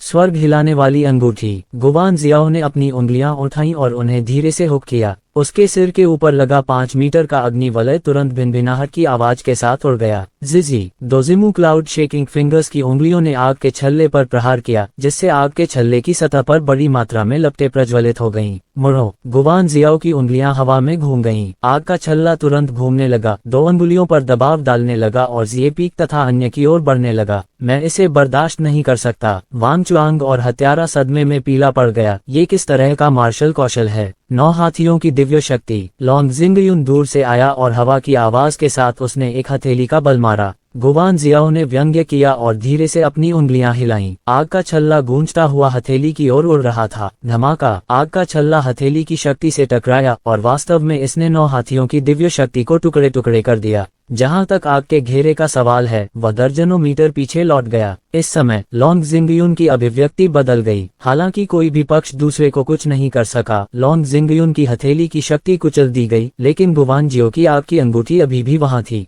खासकर जब गुवान जियो ने अपनी उंगली हिलाई तो आग की अंगूठी जो तुरंत बाहर निकली थी वापस लौट आई और फिर से लॉन्ग जिंगयुन की ओर उड़ गई। एक साथ हमला करो। वांग चुआंग की आंखें लाल हो गईं जब उसने लॉन्ग जिंगयुन को देखा और चिल्लाया, जल्दी करो और अपने हाथ का अभ्यास करो, वरना हम तीनों मर जाएंगे। तुम्हें पता है कि अब तुम सेना में शामिल होने जा रहे हो, कमीने। लॉन्ग जिंगयुन ने जोर से गाली दी, लेकिन स्थिति का आकलन करने के बारे में जानते हुए उसने फिर भी एक हथेली का वार किया। दोनों हत्यारे लॉन्ग जिंगयुन के दूसरे छोर पर पहुंचे और 2 क्लाउड शेकिंग फिंगर्स दागे। 9 हाथियों की दिव्य शक्ति माता की क्लाउड शेकिंग फिंगर और 3 प्रकार के दीपक क्यूई से टकराई, जो फायर रिंग से टकराए। भिन भिनाओ, आग के गोले की घूमने की गति उड़ने जितनी तेज थी और पहले तो 2 अंगुलियों ने उसका प्रतिरोध किया, फिर एक धमाके के साथ 9 हाथियों की दिव्य शक्ति ने उसे पीछे धकेल दिया। आग का गोला पूरे 50 मीटर पीछे खिसक गया। उस आग के गोले को वापस मत उड़ने दो, फिर से लड़ो, लॉन्ग जिंगयुन चिल्लाया। अध्याय 1175 अच्छा मौका है। लॉन्ग जिंगयुन दहाड़ा, उसे नीचे ले जाओ। गुवान जियाओ अभी भी साधना कर रही थी। इसका मतलब था कि उसकी ताकत में अभी भी सुधार की गुंजाइश थी। लॉन्ग जिंगयुन अब और इंतजार नहीं करना चाहता था। उसने अपनी हथेली उठाई और क्यूई को इकट्ठा करना शुरू कर दिया तथा एक और हथेली प्रहार करने की तैयारी करने लगा। वह आग के गोले को गुवानजियो की ओर वापस मारना चाहता था और फिर अपनी हथेली की शक्ति से वह सीधे गुवानजियो पर वार कर सकता था। हालांकि इस समय वांग चुआंग और हत्यारा वास्तव में एक ही समय में घूम गए और लॉन्ग जिंगयुन के पेट की ओर 2 उंगलियां चलाईं। स्वूश, एक ही समय में 2 उंगलियां लॉन्ग जिंगयुन के पेट में घुस गईं। लॉन्ग जिंगयुन की आंखें चौड़ी हो गईं और उसके शरीर पर इतनी जोर से चोट लगी कि उसकी पीठ ऊपर उठ गई और वह पीछे की ओर उड़ गया। उसकी आंखें अविश्वास से भर गईं। लॉन्ग जिंगयुन ने मुंह खोलते ही खून थूक दिया। तुम असल में उसके पेट से खून भी बह निकला। हालांकि दोनों उंगलियों ने जानबूझकर लॉन्ग जिंगयुन के दिल पर निशाना नहीं लगाया, लेकिन वे उसके शरीर में घुस गईं। अब तुम किसी काम के नहीं रहे। वांग चुआंग मंद मंद मुस्कुराया। जैसे ही उसने ये कहा, जियो हाय अपनी माँ की क्लाउड शेकिंग फिंगर के साथ खंभे से बाहर उड़ गया। छोटे हाय, उन तीनों ने मिलकर गुवान जियाओ को मार डाला। हत्यारा चिल्लाया। जियो हाय आगे बढ़ा और उन तीनों ने एक ही समय में गुवान जियो पर अपनी माँ और बच्चे के बादल हिलाने वाली उंगलियां चलाईं। आग के छल्ले को गुवान जियाओ ने नियंत्रित किया और वह फिर से बाहर निकल गया। तीनों अंगुलियों ने अग्नि के वलय पर प्रहार किया और अग्नि का वलय तेजी से घूमने लगा तथा अंगुलियों की शक्ति को लगातार बाहर फेंकता रहा। 3 उंगलियां, यह असल में अग्नि वलय के समान संतुलन रेखा पर था। अग्नि वलय को न तो अंदर आने दें और न ही पीछे हटने दें। तीनों मिडनाइट पीक मार्शल कलाकारों के हाव भाव में भारी परिवर्तन आया। उन्होंने ऐसी स्थिति की उम्मीद नहीं की थी। उन्होंने सोचा कि वे तीनों मिलकर एक एनीलिंग सर्कल बना सकते हैं। हा, लॉन्ग जिंगयुन एक खंभे पर गिर पड़ा और बुरी तरह हंसा। तुम इसके लायक हो? क्या तुम जीने के लायक हो? चिंता मत करो, घबराओ मत। वांग चुआंग का चेहरा थोड़ा पीला पड़ गया, लेकिन उसने उसे दिलासा दिया, मेई पहले से ही साधना कर रही है। जब वह नीचे आएगी तो हम चारों निश्चित रूप से गुवान जियाओ को हरा पाएंगे। ठीक इसी समय 2 परछाइयां अचानक चमक उठीं। दोनों परछाइयां इंद्रधनुषी बादलों में लिपटी हुई थीं। बैंग बैंग, वे दोनों बहुत तेजी से वहां पहुंचे और एक साथ वांग चुआंग की पीठ पर थपथपाया। वांग चुआंग अचानक से चौंक गया और कुछ देर तक आगे की ओर पटका रहा। उसके मुंह से खून की बड़ी बड़ी धारें निकल रही थीं। वे ब्लैक सेक्ट के 6 महान विशेषज्ञों में से 2 थे और उनमें से एक डुओ था। जियो हाई ने भी पलटवार किया, जिससे दोनों उड़ गए। तुम उनसे मुकाबला नहीं कर सकते। मुझे स्वर्ग हिलाने वाली अंगूठी पकड़ने में मदद करो, गुवान जियाओ चिल्लाया। उनमें से 2 तो केवल स्वर्गस्काय चरण के 9वें स्तर पर थे, लेकिन वे तीनों भाग्य चरण के पहले स्तर पर थे और उनके क्षेत्र बहुत भिन्न थे। डुओ और एक अन्य व्यक्ति ने जल्दी से अपने घायल शरीरों को गुवान जियो के पास खींच लिया। कैक्सिया दिव्य कला का प्रयोग करो, जल्दी करो। गुवान जियाओ के पास भी इंद्रधनुषी बादल दिव्य कला थी। उसने सीधे उन दोनों को स्वर्ग हिलाने वाली अंगूठी सौंप दी। उन दोनों ने स्वर्ग हिलाने वाली अंगूठी के चारों ओर लिपटी हुई इंद्रधनुषी बादल दिव्य कला को छोड़ दिया और मध्य रात्रि शिखर पर उन तीनों की ओर गोली चलाना जारी रखा। वांग चुआंग ने अपनी सांसों को नियंत्रित किया और तुरंत छोटे समुद्री हत्यारे के साथ अभ्यास किया। उसने स्वर्ग के हिलते हुए वलय से लड़ने के लिए 3 माह बच्चे की बादल हिलती उंगलियां छोड़ी और गतिरोध में फंस गया। इस बीच गुवान जियाओ ने इस समय के साथ पागलपन से खेती करना जारी रखा। क्या जबरदस्त युद्ध कौशल है। गुवान जियाओ को मारने के बाद मैं भी स्वर्ग हिलाने वाली अंगूठी की खेती करना चाहती हूँ। मेई ने उत्साह से अपनी माँ की क्लाउड शेकिंग फिंगर से खंभे पर अपने होंठ चाटे। मेई जल्दी करो, वांग चुआंग ने आग्रह किया। हम अब और नहीं रुक सकते। लेंग मिया, तुम क्या कर रहे हो? जल्दी करो और दिव्य हाथी स्तंभ छीन लो। वह झांग निये ईस्ट पर्याप्त सबूत नहीं है। वह बहुत धीमी गति से खेती कर रहा है। मूल रूप से ठंडे चेहरे वाला आदमी अभी भी मेई की रखवाली कर रहा था और दिव्य हाथी स्तंभ के पास जाने की हिम्मत नहीं कर रहा था। लेकिन वांग चुआंग के शब्दों को सुनने के बाद उसने जल्दी से दिव्य हाथी स्तंभ की ओर देखा। यकीन से झांग जिंग केवल 2 उद्देश्यों के लिए ही दिव्य छवि की शक्ति का उपयोग करने में सफल रहे थे। ठंडे चेहरे वाला वह व्यक्ति आनंदित हो गया और तुरंत दिव्य प्रतिमा स्तंभ की ओर दौड़ा। मेन किंग, जो झांग निये ईस्ट का संरक्षक था, उस ठंडे चेहरे वाले व्यक्ति का सामना करने के लिए दौड़ा। हालांकि ठंडे चेहरे वाले व्यक्ति के लिए मेन किंग केवल स्वर्गस्क्रिय चरण के 9वें स्तर पर था। ठंडे चेहरे वाले उस आदमी ने अपनी हथेली हिलाई और मेन क्विंग को उड़ा दिया। मेन क्विंग हवा में ही बेहोश हो गई। कमीने, झांग जिंग खंभे से कूद गया और चिल्लाया, दिव्य छवि की शक्ति। दो प्राचीन सफेद हाथियों की परछाइयां हवा में घूम रही थीं। बैंग बैंग, दोनों के बीच लगातार 2 बार टकराव हुआ। हालांकि झांग निये ईस्ट की साधना बहुत कमजोर थी और उसकी प्रतिभा लॉन्ग जिंगयुन से कमतर थी। इस दिव्य कल्पना शक्ति की साधना लॉन्ग जिंगयुन की तुलना में बहुत धीमी थी। कैप्टन के बाद झांग निये ईस्ट पीछे की ओर गिर गया और उसकी छाती धंस गई। ठंडे चेहरे वाले आदमी को भी अपनी कलाई सुन्न महसूस हुई, लेकिन वह अभी भी झांग जिंग का पीछा कर रहा था। दोनों के बीच 5 बार और झड़प हुई। झांग जिंग अब और नहीं टिक सका, उसे दीवार के कोने पर धकेल दिया गया और उस ठंडे चेहरे वाले आदमी के चेहरे पर मुक्का लगने से वह बेहोश हो गया। ठंडे चेहरे वाले व्यक्ति ने तुरंत दिव्य प्रतिमा के स्तंभ को पकड़ लिया और दिव्य प्रतिमा की शक्ति का अभ्यास करना शुरू कर दिया। जल्दी करो और निकल जाओ, अर्जुन ने लॉन्ग जिंगयुन से कहा। निये ईस्ट और मेन किंग के साथ निकल जाओ, स्थिति नियंत्रण से बाहर हो रही है। लॉन्ग जिंगयुन अपनी चोटों का इलाज करने के लिए अपनी मार्शल आर्ट का उपयोग कर रहा था और चिल्लाया, असंभव, मैं निश्चित रूप से ज़िए पीक के कमीनों को नहीं छोड़ूंगा। अर्जुन ने आह भरते हुए कहा, जलाओ, लकड़ी जलाने की चिंता करने की कोई जरूरत नहीं है। अगर तुम अभी भी जीवित रह सकते हो तो उनसे बदला लेने में देर नहीं हुई है। अगर आप अब ठीक भी हो जाएं, तो भी आप उनमें से कईयों को नहीं हरा पाएंगे। लॉन्ग जिंगयुन ने गुवान जियाओ की तरफ देखा। उसने कहा कि वह ज़िए पीक से बदला लेना चाहता था, लेकिन उसके दिल में इस बात का कोई शक नहीं था कि वह स्वर्ग हिलाने वाली अंगूठी की खेती नहीं करना चाहता था। वह वास्तव में उसे ऐसे ही हार मानने को तैयार नहीं था। अर्जुन चिल्लाया, तुम अब भी किस बात से हिचकिचा रहे हो? गुवान जियाओ के नीचे आने का इंतजार करो, क्या वह तुम्हें स्वर्ग हिलाने वाली अंगूठी की साधना करने का मौका देगी? तुम्हारी रक्षा कौन करेगा? लॉन्ग जिंगयुन ने अपने दांत पीस लिए। गुवान जियो का स्थान फिर से चमकने लगा। अर्जुन दहाड़ा, जल्दी करो और चले जाओ, वरना हम नहीं जा पाएंगे। अधिक से अधिक, मैं भविष्य में कोई अवसर ढूंढूंगा और खेती करने के लिए वापस आऊंगा। भाड़ में जाओ, लॉन्ग जिंगयुन ने दांतते हुए कहा, मैं इसे स्वीकार करने को तैयार नहीं हूँ।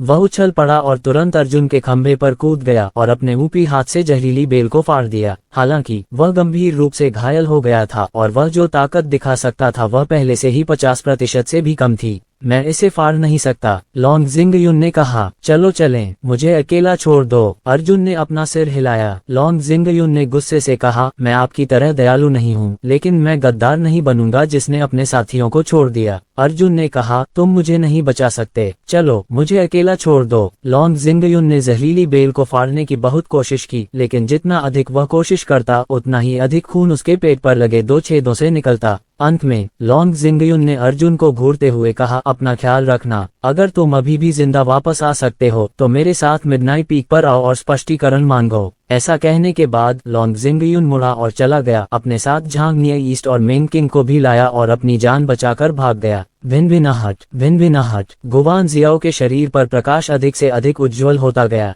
चलो चलें, स्वर्ग के सभी पुत्र शिखर मार्शल कलाकार, चलो चलें। अर्जुन चिल्लाया, भागो। स्वर्ग शिखर के पुत्र के मार्शल कलाकार मूर्ख नहीं थे। उन्होंने अपनी आंखों से देखा कि गुवान जियाओ की स्वर्ग हिलाने वाली अंगूठी कितनी शक्तिशाली थी। इस समय वह अर्जुन की आवाज से जाग गया और वे सभी झुंड में अपनी जान बचाने के लिए भाग गए। मेइमी, जल्दी करो, क्या तुम ठीक नहीं हो? वांग चुआंग अब और नहीं रुक सका और जोर से चिल्लाया, आ रही हूँ। मेई अचानक तीव्र प्रकाश के साथ फूट पड़ी और अचानक खंभे से उड़ गई। जैसे ही वह वहां पहुंची, उसने तुरंत अपनी माँ और बच्चे की क्लाउड शेकिंग फिंगर्स का उपयोग करके लड़ाई में शामिल हो गई। 4 अंगुलियों ने एक साथ स्वर्ग हिलाने वाली अंगूठी पर प्रहार किया। स्वर्ग हिलाने वाली अंगूठी अंततः अधिक देर तक टिक नहीं सकी और वह 4 अंगुलियों से दब गई और पीछे हटने लगी। हा, जियाओ हाई का चेहरा उत्साह से लाल हो गया। सफलता, हम गुवान जियाओ को हराने जा रहे हैं। अब हम सभी हेवन शेकिंग रिंग सीख सकते हैं। जब वह समय आएगा तो हमारा दस्ता पूरे स्टार गिल्ड में घूम सकेगा।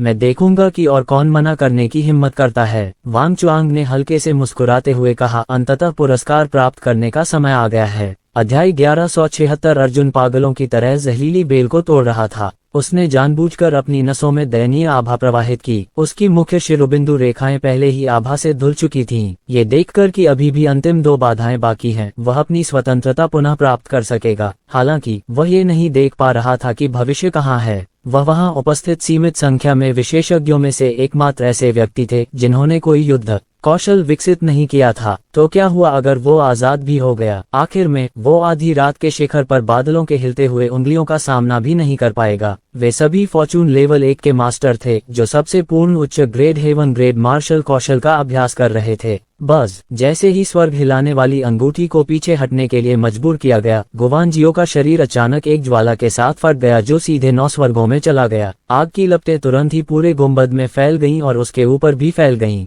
उस क्षण में स्वर्ग हिलाने वाला छल्ला वास्तव में 10 मीटर तक ऊपर उठ गया था। Shut up! वांगचुआंग ने ठंडी हवा में सांस ली। स्वर्ग हिलाने वाली अंगूठी को कुचलना बंद करो और वापस हमला करना शुरू करो। स्वर्ग हिलाने वाली अंगूठी ने अपनी जबरदस्त शक्ति का उपयोग करके चारों अंगुलियों के विरुद्ध पागलपन की हद तक आगे बढ़ने की कोशिश की। 4 मिडनाइट पीक मार्शल कलाकार इसका सामना करने में असमर्थ थे और उनकी उंगली की शक्ति पूरी तरह से कुचल दी गई थी। भिन्न 10 मीटर की हेवन शेकिंग रिंग अचानक हत्यारे के पेट पर आ गिरी। इससे पहले कि हत्यारा कुछ बोल पाता, वह मांस के टुकड़ों में बिखर गया। गुवांजियो खंभे से उतरकर ऊपर आए। उसने भयावह मुस्कान दी और अपनी दाहिनी तर्जनी उंगली को हुक से पकड़ लिया। स्वर्ग हिलाने वाली अंगूठी वांगचुआंग की ओर वापस उड़ गई। अच्छा नहीं! वांगचुआंग चौंक गया और जल्दी से चकमा दे दिया। हालांकि स्वर्ग हिलाने वाली अंगूठी बहुत तेज थी। हालांकि उसने वांगचुआंग के शरीर की सतह को ही खरोंचा, फिर भी उसने वांगचुआंग को हवा में तेजी से दर्जनों बार घुमाया। अचानक वह ठंडे चेहरे वाला आदमी दौड़कर आया। उसके सिर के ऊपर 5 सफेद हाथी खड़े थे। बहुत देर हो चुकी थी, वह अब और इंतजार नहीं कर सकता था। दिव्य प्रतिमा की शक्ति की साधना पूरी करने से पहले ही वह लड़ने के लिए बाहर भाग सकता था।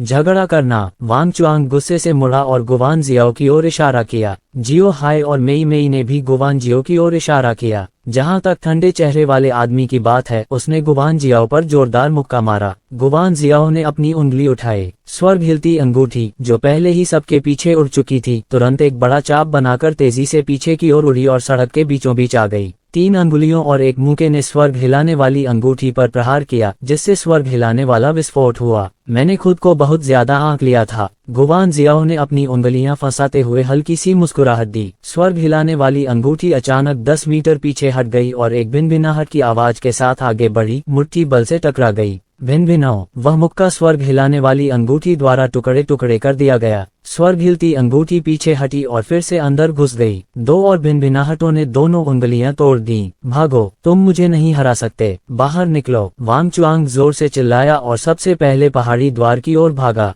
वे चारों अपनी जान की परवाह किए बिना तीव्र प्रकाश की 4 किरणों में परिवर्तित होकर भाग निकले। एक अच्छे भाग्य क्षेत्र मार्शल कलाकार की ताकत के साथ ये केवल समय की बात थी, इससे पहले कि वे इस पहाड़ी गुफा से बाहर निकल सकें। तुम भागना चाहते हो? गुवांजियो ने अपनी उंगली उठाई। स्वर्ग हिलती हुई अंगूठी भिनभिनाती हुई 3 बार पीछे मुड़ी, फिर क्षैतिज रूप से उसका पीछा किया। जिए पीक से 4 लोग अपनी जान बचाने के लिए बेतहाशा भाग रहे थे, लेकिन चाहे जो भी हो, वे स्वर्ग हिलाने वाली अंगूठी जितने तेज नहीं थे। भिनभिनाओ! स्वर्ग हिलाने वाली अंगूठी ठंडे चेहरे वाले आदमी की पीठ पर सटीक रूप से निकली। उस आदमी को इतनी जोर से मारा गया कि उसका पेट ऊपर उछल गया। फिर एक झटके के साथ उसके पेट से टूटी हुई हड्डियां और अंग बाहर निकल आए। इस समय वांगचुआंग और अन्य लोग पहले ही पहाड़ी द्वार से भाग निकले थे। दरवाजा बंद करो! वांगचुआंग उड़कर आया और जल्दी से दरवाजे से बुजुर्ग की कमर का टोकन ले लिया। जियांग बेई अभी भी अंदर है। मेई मेई की अभिव्यक्ति बदल गई। अगर गिल्ड को पता चल गया तो मुझे डर है कि यह बहुत परेशानी होगी। वांगचुआंग ने दहाड़ते हुए कहा, हमने व्यक्तिगत रूप से जियांग बेई को नहीं मारा।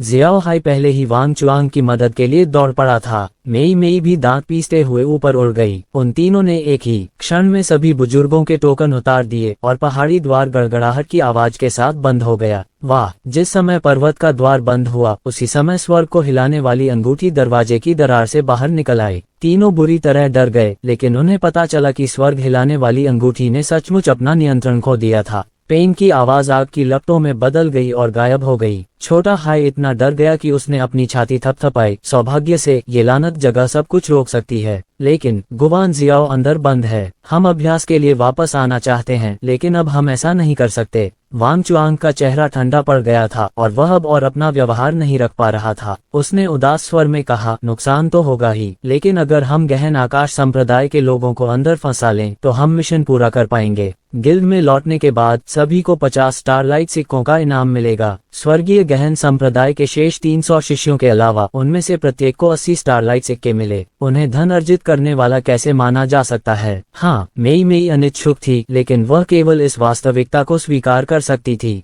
चलो चलें। वांग चुआंग ने लालच से पहाड़ी द्वार की ओर देखा और तेज रोशनी में चला गया। पहाड़ी द्वार के अंदर गुवान जियाओ का चेहरा ठंडा था, क्योंकि उसने स्वर्ग हिलाने वाली अंगूठी को नियंत्रित करके पहाड़ के द्वार पर टक्कर मारी थी। भिन्न जब स्वर्ग को हिलाने वाली अंगूठी ने पर्वत के द्वार पर प्रहार किया तो इससे द्वार केवल थोड़ा सा कांप उठा और बिल्कुल भी नहीं खुल सका। ये बुरा है। डोडुओ का माथा चिंता से पसीने से तर था। हम स्वर्ग के पुत्र शिखर के कमीनों द्वारा षड्यंत्र रचे गए थे। गुवान जियाओ ने अपना सिर हिलाया। वे लोग स्वर्ग पुत्र शिखर से नहीं होने चाहिए, लेकिन यह अब महत्वपूर्ण नहीं है। मैं क्या करूं? डुओ ने कहा। इस गुफा को उड़ते हुए ड्रैगन संप्रदाय के संप्रदाय गुरु का आशीर्वाद प्राप्त है। जब तक एल्डर जुवान किंगजू स्वयं इसे बचाने नहीं आते, मुझे डर है कि हम यहाँ से नहीं निकल पाएंगे। लेकिन हम अंदर रहते हुए भी एल्डर किंगजू को संदेश नहीं भेज सकते। गुवान जियाओ चिल्लाया, इतनी जल्दी क्या है? चुप रहो। उसने सोचा, पहाड़ी द्वार बाहरी लोगों को अंदर घुसने से रोकने के लिए है, लेकिन यह जरूरी नहीं कि अंदर के लोगों को मौत के घाट उतार दे। अगर बाहर के लोग अंदर नहीं आ सकते तो मैं यह नहीं मानता कि अंदर के लोग बाहर नहीं आ सकते। मुझे मत बताइए कि उड़ते ड्रैगन संप्रदाय को दुर्घटनाओं का डर नहीं है। अगर अंदर कोई बुजुर्ग साधना कर रहा हो और बाहर के आधे बुजुर्ग मर जाएं, तो क्या दरवाजा खोलना नामुमकिन नहीं होगा? यहाँ से भागने के लिए कोई गुप्त रास्ता अवश्य होगा। ठीक है। डुओ की अभिव्यक्ति उत्साहपूर्ण थी। आप सही कह रहे हैं, चलो कोई रास्ता निकालते हैं। व्यस्त नहीं हूँ, गुवान जियाओ ने अचानक व्यंग्य किया। यहाँ एक और परेशान करने वाला आदमी फंसा हुआ है, चलो पहले उसे बाहर निकालते हैं। ऐसा कहने के बाद गुवान जियाओ ने अर्जुन की ओर देखा। ये वह क्षण था जब अर्जुन जहरीली बेल को तोड़कर खंभे से ऊपर उठ खड़ा हुआ। घटनास्थल का माहौल अचानक बदल गया। 300 से अधिक स्वर्गीय गहन संप्रदाय के मार्शल चिकित्सकों ने अर्जुन को देखा, जो अकेला और असहाय था। गुवान जियाओ की तर्जनी उंगली आकाश की ओर उठी और उसके सिर के ऊपर आग की एक और अंगूठी दिखाई दी। गुवान जियाओ ने हंसते हुए कहा, जियांग बेई, इस समय तुम और कहाँ भाग सकती हो? तुम्हारे पास वास्तव में स्वर्ग जाने का कोई रास्ता नहीं है और पृथ्वी में प्रवेश करने का भी कोई रास्ता नहीं है। अर्जुन ने आह भरी। इस स्थिति का सामना करते हुए उसके पास और कोई विकल्प नहीं था। भिन्न विशाल कृपाण कांपता हुआ आसमान में उड़ गया। अर्जुन ने उसे अपने हाथ में पकड़ लिया। गुफा के अंदर अर्जुन ने एक विशाल कृपाण पकड़ी और अकेले ही 300 स्वर्गीय गहन संप्रदाय के विशेषज्ञों का सामना किया। मैंने तुम्हें सलाह दी थी, गुवान जियाओ ने व्यंग्य किया। मैंने तुम्हें हमारे गहन आकाश संप्रदाय में शामिल होने के लिए कहा था, लेकिन तुमने नहीं सुना। हाँ, अपने साथियों द्वारा त्याग दिए जाने पर कैसा लगता है ना? रुको। अचानक गुवान जियो ने अर्जुन की ठुड्डी देखी। अर्जुन की ठुड्डी पर लगी जहरीली बेल ने उसके मानव त्वचा के मुखौटे को थोड़ा सा तोड़ दिया था। उसने थोड़ा सा खुलासा किया। वह क्या है? क्या आप हमेशा मास्क पहने रहते हैं? गुवान जियाओ ने गुस्से से पूछा। अर्जुन एक पल के लिए स्तब्ध रह गया। उसने अनजाने में अपनी ठुड्डी रगड़ी। फिर उसने आह भरी और हंसते हुए कहा, आज तक मैं इसे छिपा नहीं पाया। चूंकि तुम यहाँ फंस गए हो, मुझे डर है कि तुम बच नहीं पाओगे। गुवान जियाओ, तुम ठीक हो? ऐसा कहने के बाद अर्जुन ने अपने चेहरे पर से मानव त्वचा का मुखौटा उतार फेंका। जिस क्षण उसने अर्जुन का असली रूप देखा, गुवान जियाओ ने ठंडी सांस ली और कुछ कदम पीछे हट गया। छोटे भाई अर्जुन, क्या ये सचमुच तुम हो? उसने चौंक कर कहा। असंभव, यह असंभव है। तुम पहले ही मर चुके हो। मैंने तुम्हें बीस्ट स्पिरिट द्वीप पर अपनी आंखों से मरते देखा है। स्वर्गीय गहन संप्रदाय के मार्शल अभ्यासकर्ता भी हैरान थे। गहन आकाश संप्रदाय के लिए अर्जुन शब्द असाधारण महत्व का था। जब उन्होंने अर्जुन शब्द सुना तो 300 से अधिक लोग इतने भयभीत हो गए कि वे कुछ कदम पीछे हट गए। एक अकेले व्यक्ति ने 300 विशेषज्ञों को डरा दिया। तुम किस बात से डर रहे हो? डोडुओ ने गुस्से से कहा। क्या ये सिर्फ अर्जुन नहीं है? वह तो बस अकेला है। तुम सब लोग हिम्मत रखो। अध्याय 1177। गुवान जियाओ ने अपना मुंह ढक लिया और खिलखिला कर हंसी। मैंने तुमसे कहा था, इस दुनिया में इतने उत्कृष्ट पुरुष कैसे हो सकते हैं? जैसी की उम्मीद थी, तुम्हारी जियांग बेई अर्जुन है। अर्जुन ने कुछ देर आसपास का जायजा लिया और पाया कि वहाँ कोई और रास्ता नहीं था, इसलिए वह मर गया। उसने जोर से कहा, गुवान जियाओ, हालात पहले से ही ऐसे हैं। अब और बकवास करने की जरूरत नहीं है। चलो सीधे लड़ें। जैसे ही अर्जुन ने बोलना समाप्त किया, डोडुओ और अन्य 5 विशेषज्ञ हमला करने वाले थे। हालांकि उन्हें गुवान जियाओ ने रोक दिया। वे छहों उत्सुक थे और अर्जुन भी उत्सुक था। ऐसी जगह से बाहर निकलना भी संभव नहीं था, तो शायद सब अंदर ही फंस जाएं। इस तरह के माहौल में कोई शर्त नहीं थी, कीमत पूछने की कोई संभावना नहीं थी, तो फिर गुवान जियाओ किस बात से हिचकिचा रहा था? छोटे भाई अर्जुन, हमारी भी एक नियति है, तुम्हें ये मानना ही होगा, है ना? गुवान जियाओ ने गाल ऊपर करके अर्जुन की तरफ देखा, मानो किसी कलाकृति को निहार रही हो। वो बार बार सिर हिला रही थी। आप क्या कहना चाहते हैं? अर्जुन ने भौहें चढ़ाईं। गुवान जियाओ ने कहा, मुझे मत बताओ कि तुम नहीं जानते कि बड़ी बहन तुम्हारे साथ क्या व्यवहार करती है। उत्तरी क्षेत्र में मैंने आपकी मदद की, मैंने संप्रदाय में लड़ाई लड़ी, मैंने आपको वोट देने से परहेज किया और आपको जीने का मौका दिया। सच कहूं तो मैंने जन्म से लेकर अब तक किसी पुरुष को नहीं देखा। आप ही एकमात्र अपवाद हैं। यदि आप मेरे साथ उड़ान भरने और ईर्ष्यापूर्ण अमर रिश्तेदारों की जोड़ी बनने के लिए तैयार हैं, तो भविष्य में आप चाहे कुछ भी कहें या करें, मैं आपकी बात मानूंगा। अपना दिल मरो। अर्जुन ने विशाल कृपाण उठाया और कहा, भले ही मैं एकाकी जीवन जीऊं, मैं कभी तुम्हारे प्यार में नहीं पड़ूंगी। निर्दयी लोगों में भी गरिमा होती है। अर्जुन ने 300 से ज्यादा लोगों के सामने उसे नीचा दिखाया। गुवान जियाओ का चेहरा तुरंत उतर गया। उसने ठंडे स्वर में कहा, जियांग, बड़ी बहन, ये तुम्हारा सौभाग्य है कि मैं तुमसे प्यार कर पाया। बेशर्म मत बनो। अर्जुन का शरीर कांप उठा और वह दहाड़ा, मुझसे बकवास करना बंद करो, मैं तुम्हारे जैसे लोगों को नहीं मार सकता। गुवान जियाओ गुस्से में था और ठंडे स्वर में बोला, अच्छा, एक आदमी जिसे मैं नहीं पा सकता, वह निश्चित रूप से अन्य महिलाओं को सस्ते में नहीं जाने देगा। आगे बढ़ो और अर्जुन को मार डालो। भूत डॉक्टर, ये सही है। अर्जुन जैसा आदमी तुम्हारे प्यार में क्यों पड़ेगा? जाहिर है उसने तुम्हें मार ही डाला। ये कुछ ऐसा है। उस गुवान जियाओ ने डुओ को थप्पड़ मारा और डुओ को उड़ा दिया, चिल्लाते हुए, किस तरह का कुत्ता मुझे जज करने की हिम्मत करता है? डुओ ने अविश्वास से अपना चेहरा ढक लिया। उसने अभी अभी उसे बचाने के लिए अपनी जान जोखिम में डाली थी ताकि उसे स्वर्ग हिलाने वाली अंगूठी सीखने का मौका मिल सके, लेकिन पलक झपकते ही उसका चेहरा उतर गया।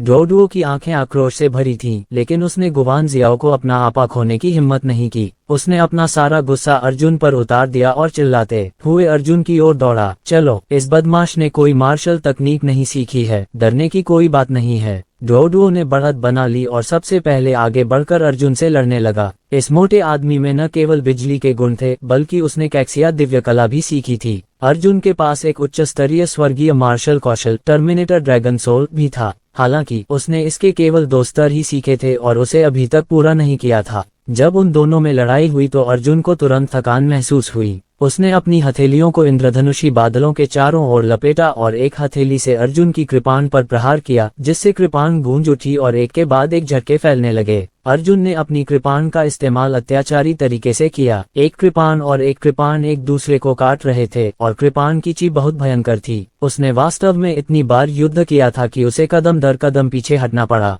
जैसे ही उन दोनों ने 8 छोटी चालों का आदान प्रदान किया, अर्जुन ने सही अवसर पाया और डुओ को दूर धकेल दिया, जो कि एस्ट्रल एनर्जी सेबर लाइट की तेज किरण का पीछा कर रहा था। दोनों एक ही क्षेत्र में थे और डुओ का युद्ध कौशल और भी जबरदस्त था। फिर भी अर्जुन बढ़त हासिल करने में कामयाब रहा। ये स्पष्ट था कि 3 भागों वाला ड्रैगन शरीर अपना प्रभाव दिखा रहा था। ये देखकर कि डुओ का सिर कृपाण की रोशनी से काटा जाने वाला था, डुओ की निगाहें मौत की तरह धूसर हो गईं, जिससे यह और भी अविश्वसनीय हो गया। भिन्न एक स्वर्गीय हिलती हुई अंगूठी अचानक बाहर निकली, जिसने अर्जुन की कृपाण की रोशनी को हवा में उड़ा दिया। इस बार डुओ खतरे से बाहर निकल गया। वह कुछ कदम पीछे हटा और चिल्लाया, मुझे यकीन नहीं हो रहा कि उसने जो गोलियां खाई हैं वे इतनी शक्तिशाली हैं। मैंने स्पष्ट रूप से पूरी इंद्रधनुषी बादल दिव्य कला की साधना की है, फिर भी मैं उसे हरा नहीं सकता। गुवान जियाओ ने डुओ को दूर धकेल दिया और उपहास किया, अगर अर्जुन इतनी आसानी से पराजित हो जाता है तो वह गहन आकाश संप्रदाय के दिल में एक बड़ी समस्या कैसे बन सकता है? मुझे खुद ही करने दो। इस स्तर के शक्तिशाली खिलाड़ी के खिलाफ लड़ने के लिए बहुत सारे लोग हैं। 300 से ज्यादा स्वर्गीय गहन संप्रदाय के विशेषज्ञों का क्या फायदा? ये तो बस शियांग नान को घेरने के लिए ज्यादा जगह घेर रहे थे। उल्टे इससे गुवान शियाओ जैसे सच्चे विशेषज्ञ के लिए कोई कदम उठाना नामुमकिन हो गया। शायद वो अपने ही लोगों के एक समूह को मार भी डाले। गुवान जियाओ उछल पड़ी और अपना दाहिना हाथ हिलाया। स्वर्ग हिलाने वाली अंगूठी अर्जुन की ओर तेजी से उड़ी। अर्जुन जानता था कि इस चीज की ताकत अद्भुत है और उसने दुश्मन को कम आंकने की हिम्मत नहीं की। उसने तेजी से 3 कदम आगे बढ़ाए, ऊर्जा संचित की और अपने इरादे को ठोस बनाया। एक सुनहरा उपप्रकाश कट अचानक फूट पड़ा। इस बार लाइट स्लैश एक साधारण एस्ट्रल क्यूई था, लेकिन उसकी उड़ान की गति बहुत बढ़ गई थी। अब जबकि अर्जुन ने सच्ची ड्रैगन क्यूई कला सीख ली थी, इस स्लैश की शक्ति को कम करके नहीं आंका जा सकता था। सभी ने एक चमकती हुई रोशनी देखी, एक परछाई जो स्वर्ग के कंपन वलय से अनगिनत गुना तेज थी, स्वर्ग के कंपन वलय पर जोर से टूट पड़ी। धमाका, भयानक विस्फोट में 300 से अधिक लोग मारे गए। हिस, सबने ठंडी सांस ली। उन्हें यकीन ही नहीं हो रहा था कि अर्जुन का कृपाण वार इतना शक्तिशाली था। लाइट स्लैश ने हेवन शेकिंग रिंग को भी दर्जनों मीटर पीछे धकेल दिया था, जिससे वह पूरी तरह थक गया था। हालांकि बस इतना ही था। हेवन शेकिंग रिंग हमला जारी रख सकती थी, लेकिन सेकेंडरी लाइट स्लैश पहले ही नष्ट हो चुका था। बहुत शक्तिशाली। अर्जुन ने अपने कंधे हिलाए और स्वर्ग हिलाने वाली अंगूठी की शक्ति से चौंक गया। वह अपने दाहिने हाथ को ठीक करने के लिए साधना तकनीक का उपयोग करने वाला था, लेकिन जब उसने इसे देखा तो उसने पाया कि उसका हाथ लगभग सही सलामत था। आमतौर पर एक तेज तीव्रता वाला हल्का वार किया जाता था। पहली बार हाथ का मांस और त्वचा फट जाती थी और खून बहने लगता था। दूसरी बार हड्डियां चटक जाती थीं। तीसरी बार भले ही हाथ अपंग हो गया हो, उसे धीरे धीरे ठीक होना पड़ता था। लेकिन अब उसके दाहिने हाथ में केवल तेज दर्द महसूस हो रहा था। उसकी त्वचा हल्की चमक रही थी, फट नहीं रही थी। 3 भागों वाला ड्रैगन शरीर। अर्जुन प्रसन्न हुआ और तुरंत कारण समझ गया। ये वह शक्तिशाली 3 भाग वाला ड्रैगन शरीर था जिसने उसके लिए लाइट स्लैश की प्रतिक्रिया शक्ति को सहन किया। चर्चा, गुवान जियो ने हेवन शेकिंग रिंग को नियंत्रित किया और फिर से हमला किया। ये स्वर्ग हिलाने वाली अंगूठी मार्शल कौशल एकमात्र ऐसा था जिसे अर्जुन अपिंग ने कभी देखा था। वह नहीं जानता था कि उन प्रथम श्रेणी के संप्रदायों के बुजुर्ग और संप्रदाय गुरु किस प्रकार के युद्ध कौशल का विकास करते थे। हालांकि ये स्वर्ग हिलाने वाली अंगूठी निश्चित रूप से सबसे मजबूत थी जिसे अर्जुन ने कभी देखा था। यद्यपि यह चीज एक उच्च श्रेणी का स्वर्गीय ग्रेड मार्शल कौशल था, यह न केवल पूर्ण था बल्कि यह अन्य उच्च श्रेणी के स्वर्गीय ग्रेड मार्शल कौशल की तुलना में बहुत अधिक शक्तिशाली भी था। गुवान जियाओ जैसी महिला के लिए ऐसा भयानक मार्शल कौशल सीखना वास्तव में बुराई की मदद करना था। गुवान जियाओ की आंखें ठंडक से भरी थीं। उसने अर्जुन को मारने का मन बना लिया था। चूंकि अर्जुन उसकी नहीं हो सकती थी, इसलिए वह भी उसकी नहीं हो सकता था। किसी अन्य महिला की तो बात ही छोड़िए। जो मुझे नहीं मिल सकता उसे कोई नहीं चाहता। अध्याय 1178। क्या ये सभी मनुष्य हैं? डोडुओ ने आश्चर्य से अर्जुन को देखा। इससे पहले उन्होंने स्पष्ट रूप से देखा था कि जीपीक के 4 गुड फॉर्चून योद्धाओं ने 10 मीटर लंबी हेवन शेकिंग रिंग का विरोध करने के लिए अपने नए cloud shaking finger martial skill का एक साथ उपयोग किया था, लेकिन वे सभी हेवन शेकिंग रिंग द्वारा दबा दिए गए थे। अब अर्जुन, जो स्वर्ग स्क्राया चरण के 9वें स्तर पर था, ने मौके पर कोई मार्शल कौशल सीखे बिना स्वर्ग हिलाने वाली अंगूठी को काट दिया। अधिकांशतः ताकत में अंतर केवल आंखों से नहीं देखा जा सकता था, लेकिन जब तुलना की जाती थी तो तुरंत समझ में आ जाता था कि अंतर कितना बड़ा था। डोडुओ का चेहरा पीला पड़ गया था। वह मन ही मन खुश हो रहा था कि अर्जुन ने अभी उस पर कृपाण की रोशनी से वार नहीं किया, वरना उसके पास 9 जिंदगियां होती और अर्जुन के लिए उसे मारना काफी नहीं होता। इस समय तक स्वर्ग हिलाने वाली अंगूठी पहले ही 2 बार हमला कर चुकी थी। अर्जुन ने एक हल्का वार किया, ये जानते हुए कि यह वार स्वर्ग के कंपन वलय को भेद नहीं पाएगा। उसने तुरंत अपना रूप बदला और स्वर्ग के कंपन वलय के प्रभाव से बच निकला। साथ ही उसे गुवान शियाओ पर दूसरा हल्का वार करने का सही समय मिल गया। स्वर्गीय कंपन वलय अभी अभी अर्जुन के पास से गुजरा था, इसलिए वह समय पर अपने रक्षक के पास वापस नहीं पहुंच सका। हालांकि उसकी गति तेज थी, फिर भी वह प्रकाश की गति से काफी कम थी। गुवान जियाओ के चेहरे के भाव थोड़े बदल गए। उसने तुरंत अपने हाथ नीचे खींच लिए, मानो कोई पर्दा खींच रही हो। अर्जुन के पीछे स्थित स्वर्ग हिलती अंगूठी अचानक ढह गई और गुवान जियो के सिर के ऊपर एक नई स्वर्ग हिलती अंगूठी प्रकट हुई। आमतौर पर स्वर्ग हिलाने वाली अंगूठी को हवा में क्षैतिज रूप से रखा जाता था, लेकिन इस बार इसे गुवान जियो ने अपने सामने खड़ा करने के लिए खींच लिया।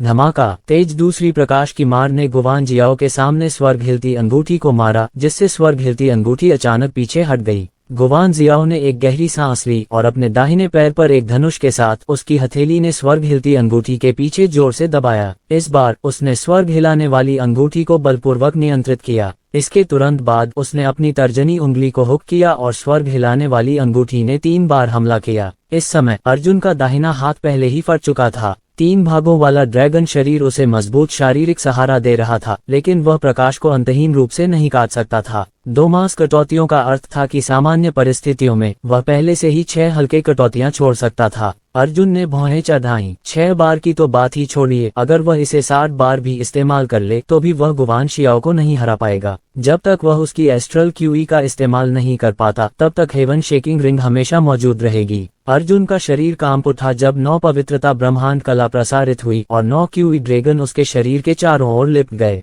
स्वर्ग हिलाने वाली अंगूठी लगभग उसके सामने थी और अर्जुन ने करीब से एक हल्का वार किया। चौंकाने वाले विस्फोट के बीच 9 क्यूई ड्रैगन में से पहला तुरंत चमकदार रोशनी से भर गया। अर्जुन को तुरंत इस क्यू ड्रैगन के अस्तित्व का एहसास हो गया। ये पहले ही अर्जुन का दूसरा आध्यात्मिक सागर बन चुका था। स्वर्ग हिलाने वाली अंगूठी वापस उछली और अर्जुन की ओर मुड़ती हुई उससे टकराने लगी। अर्जुन ने अपना चौथा लाइट स्लैश छोड़ा और हेवन शेकिंग रिंग से टकराया। पल भर में दूसरा क्यू ड्रैगन भी भर गया। 3 आध्यात्मिक समुद्र। अर्जुन ने डिप पर क्यूई की अंतहीन धारा को एक उफनती लहर की तरह महसूस किया, जिससे उसे कभी न खत्म होने वाली थकान का एहसास हुआ। हालांकि उसके दाहिने हाथ की हड्डियों में पहले ही दरारें पड़ चुकी थीं। अगर उसने दूसरी बार हल्का वार किया होता तो वह पूरी तरह से अपंग हो जाता। गुवान जियाओ से लड़ना और उसके दाहिने हाथ को अपंग बनाना निस्संदेह मौत को आमंत्रित करने के समान था। हालांकि अर्जुन के पास और कोई चारा नहीं था। वह ज्यादा से ज्यादा 2 क्यूई ड्रैगन्स की पूर्णता के लिए ही लड़ सकता था। यांग फ्लेम ब्लेड। अर्जुन ने भ्रम की स्थिति में अपना दाहिना हाथ घुमाया और कृपाण की छाया की चमक के साथ घनी कृपाण रोशनी गुवान जियो की ओर उड़ गई। यांग फ्लेम ब्लेड में एक पल में 13 ब्लेड, 1 सेकंड में 3 ब्लेड और 1 सेकंड में 29 ब्लेड थे। जहां तक अर्जुन का प्रश्न है, जिसके पास 3 आध्यात्मिक समुद्र थे, जिस गति से उसने कृपाण प्रकाश छोड़ा वह सीधे 3 गुना बढ़कर 117 कृपाण प्रकाश हो गया। यहाँ तक कि अर्जुन खुद भी हैरान था। कृपाण की भयावह रोशनी ने उसे जबरदस्त दृश्य आघात पहुंचाया था। बाहरी लोगों की नजर में केवल अर्जुन की कृपाण हड़ताल 100 कृपाण किरणें थीं। गड़गड़ाहट गड़गड़ाहट गड़गड़ाहट। 117 कृपाण किरणें स्वर्ग हिलती अंगूठी पर घनीभूत होकर उतरी। अर्जुन को उम्मीद नहीं थी कि उसका डिपक्यू इतनी जल्दी निकल आएगा। उसने अपना दाहिना हाथ ऊपर उठाया और अपनी कृपाण आसमान की ओर तान दी। भिन्न भिन्न 100 मीटर ऊंची ब्लेड वाली रोशनी आसमान में उड़ी। इतनी तेजी! अर्जुन चौंक गया। इससे पहले कि वह कुछ सोच पाता, उसने 100 मीटर की कृपाण की रोशनी को स्वर्ग के हिलते हुए वलय की ओर गिरा दिया। चौंकाने वाली ड्रैगन सनशाइन। यह एक ऐसी चाल थी जिसमें क्यूई को इकट्ठा करने के लिए लंबे समय की आवश्यकता होती थी। अक्सर एक साथ संघनित होने के लिए कई कृपाण किरणों का उपभोग करना पड़ता था। हालांकि वर्तमान अर्जुन ने वास्तव में ड्रैगन चौंकाने वाली सनशाइन को एक पल में आकार लेने की अनुमति दी थी। धमाका! ड्रैगन को हिला देने वाली धूप की 100 मीटर की ब्लेड की चमक ने स्वर्ग को हिला देने वाली अंगूठी पर भी प्रहार किया। हालांकि ये सब व्यर्थ था। ये बहुत चौंकाने वाला लग रहा था, लेकिन वास्तव में स्वर्ग हिलाने वाली अंगूठी केवल आधे सेकंड से भी कम समय के लिए रुकी थी, इससे पहले कि वह घेरे से बाहर निकलकर अर्जुन के माथे की ओर टूट पड़े। स्वर्ग के हिलते हुए वलय द्वारा कृपाण की रोशनी को चकनाचूर करने का दृश्य चौंकाने वाला और विनाशकारी था। इसने गिरे हुए पत्तों के बीच से बहती तेज हवा के रूप में अर्जुन के हमले को चकनाचूर कर दिया। अर्जुन हैरान रह गया। उसने विशाल कृपाण अपनी छाती पर रख ली और उसे बलपूर्वक खा ही सका। भिन्न भिन्न स्वर्ग हिलाने वाली अंगूठी विशाल कृपाण पर जा गिरी, जिससे अर्जुन उड़ गया। उसी क्षण दुष्वप्न कृपाण सचमुच मुड़ गया। अर्जुन ने भी पीछे की ओर उड़ते हुए मुंह में खून थूक दिया। उसे बस इतना लगा कि उसके अंदरूनी अंग घायल हो गए हैं। जहां तक घुमावदार कृपाण का प्रश्न है, क्योंकि इसमें पहले से ही जान थी, ये वास्तव में कृपाण को चपटा करने तथा घुमावदार परिमाण में वापस लौटने से पहले कुछ बार कांपी। धमाका! अर्जुन, जो पीछे की ओर उड़ रहा था, तुरंत गुफा की सबसे गहरी पत्थर की दीवार से टकरा गया, जिससे पत्थर की दीवार पर अनेक बारीक दरारें आ गईं। तुम अभी भी बहुत दूर हो। गुवान जियाओ इत्मीनान से अर्जुन की ओर बढ़ी। उसकी तर्जनी उंगली आकाश की ओर इशारा कर रही थी और गूंजती हुई स्वर्ग हिलती अंगूठी उसकी तर्जनी के ऊपर तैर रही थी। उसने कहा, ये देखा जा सकता है कि आपने पहले ही मेरी स्वर्ग हिलाने वाली अंगूठी से निपटने के लिए अपने कौशल का उपयोग किया है, लेकिन इसका कोई प्रभाव नहीं है। आप ज्यादा से ज्यादा 1 या 2 मिनट ही रुक सकते हैं। क्या आपको अब भी आत्मसमर्पण नहीं कर देना चाहिए? अर्जुन जमीन पर घुटनों के बल बैठ गया और जोर से खांसने लगा। गुवान शियाओ ने कहा, यदि आपने अपनी शारीरिक शक्ति से टियर-7 की वह औषधीय गोली न निगल ली होती तो वह लिंक आपको नष्ट करने के लिए पर्याप्त होती। इससे पहले कि अर्जुन कुछ कह पाती, गुवान जियाओ के चेहरे के भाव अचानक बदल गए। उसने जल्दी से अपनी तर्जनी उंगली पीछे की ओर घुमाई। स्वर्ग हिलाने वाली अंगूठी तुरंत पीछे की ओर उड़ गई। पता चला कि गहन आकाश संप्रदाय का एक शिष्य चुपचाप स्वर्ग हिलती अंगूठी के स्तंभ की ओर उड़ रहा था, जो ऐसा भयानक मार्शल कौशल सीखना चाहता था।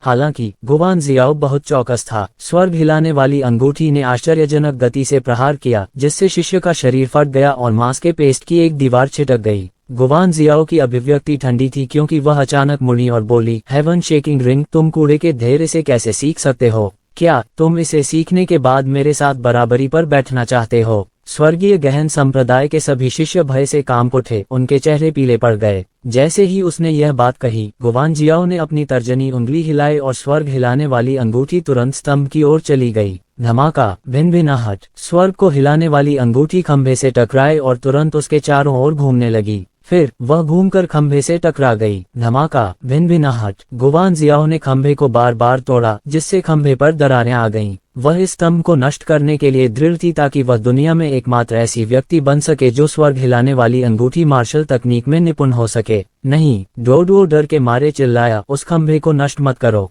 अध्याय 1179। किसी को उम्मीद नहीं थी कि गुवान जियाओ इतना अकेला होगा। हर कोई धार्मिक आक्रोश से भरा हुआ था, लेकिन डुओ के अलावा किसी ने भी गुवान जियाओ से सवाल करने की हिम्मत नहीं की। गुवान जियाओ ने डुओ को नजरअंदाज किया और लगातार स्वर्ग हिलाने वाली अंगूठी को खंभे पर फेंका। बार बार स्तंभ कमजोर होता जा रहा था और कछुए पर दरारें धीरे धीरे बढ़ती जा रही थीं तथा घने जालीदार पैटर्न में बदल रही थीं। डुओ ने दहाड़ते हुए कहा, गुवान जियाओ, मैं भी हेवन शेकिंग रिंग सीखना चाहता हूँ। तुम इसे नष्ट नहीं कर सकते। गुवान जियाओ ने व्यंग्य किया, तुम्हें क्या लगता है कि मैं स्तंभ को क्यों नष्ट करना चाहता हूँ? मैं तुम्हें स्पष्ट रूप से सीखने नहीं दूंगा। धमाका, अंततः स्वर्ग हिलाने वाली अंगूठी ने स्तंभ को तोड़ दिया। भारी मात्रा में मलबा नीचे गिर गया और पूरा स्तंभ 2 हिस्सों में बंट गया। इस समय सभी लोग निराश होकर जमीन पर गिर पड़े, मानो उनकी आत्माएं निकाल ली गई हों। गुवान जियाओ ने अर्जुन की ओर देखा और कहा, मैं तुम्हें एक आखिरी मौका देता हूँ। तुम मुझे चाहते हो या नहीं? अगर तुम मुझे नहीं चाहते तो मैं तुम्हें नष्ट कर दूंगा। अर्जुन के मुंह का कोना लाल हो गया। वह ठंडी हंसी हंसते हुए बोला, मैंने तुम जैसी बेशर्म औरत कभी किसी मर्द को देने के लिए इतनी जल्दी नहीं देखी।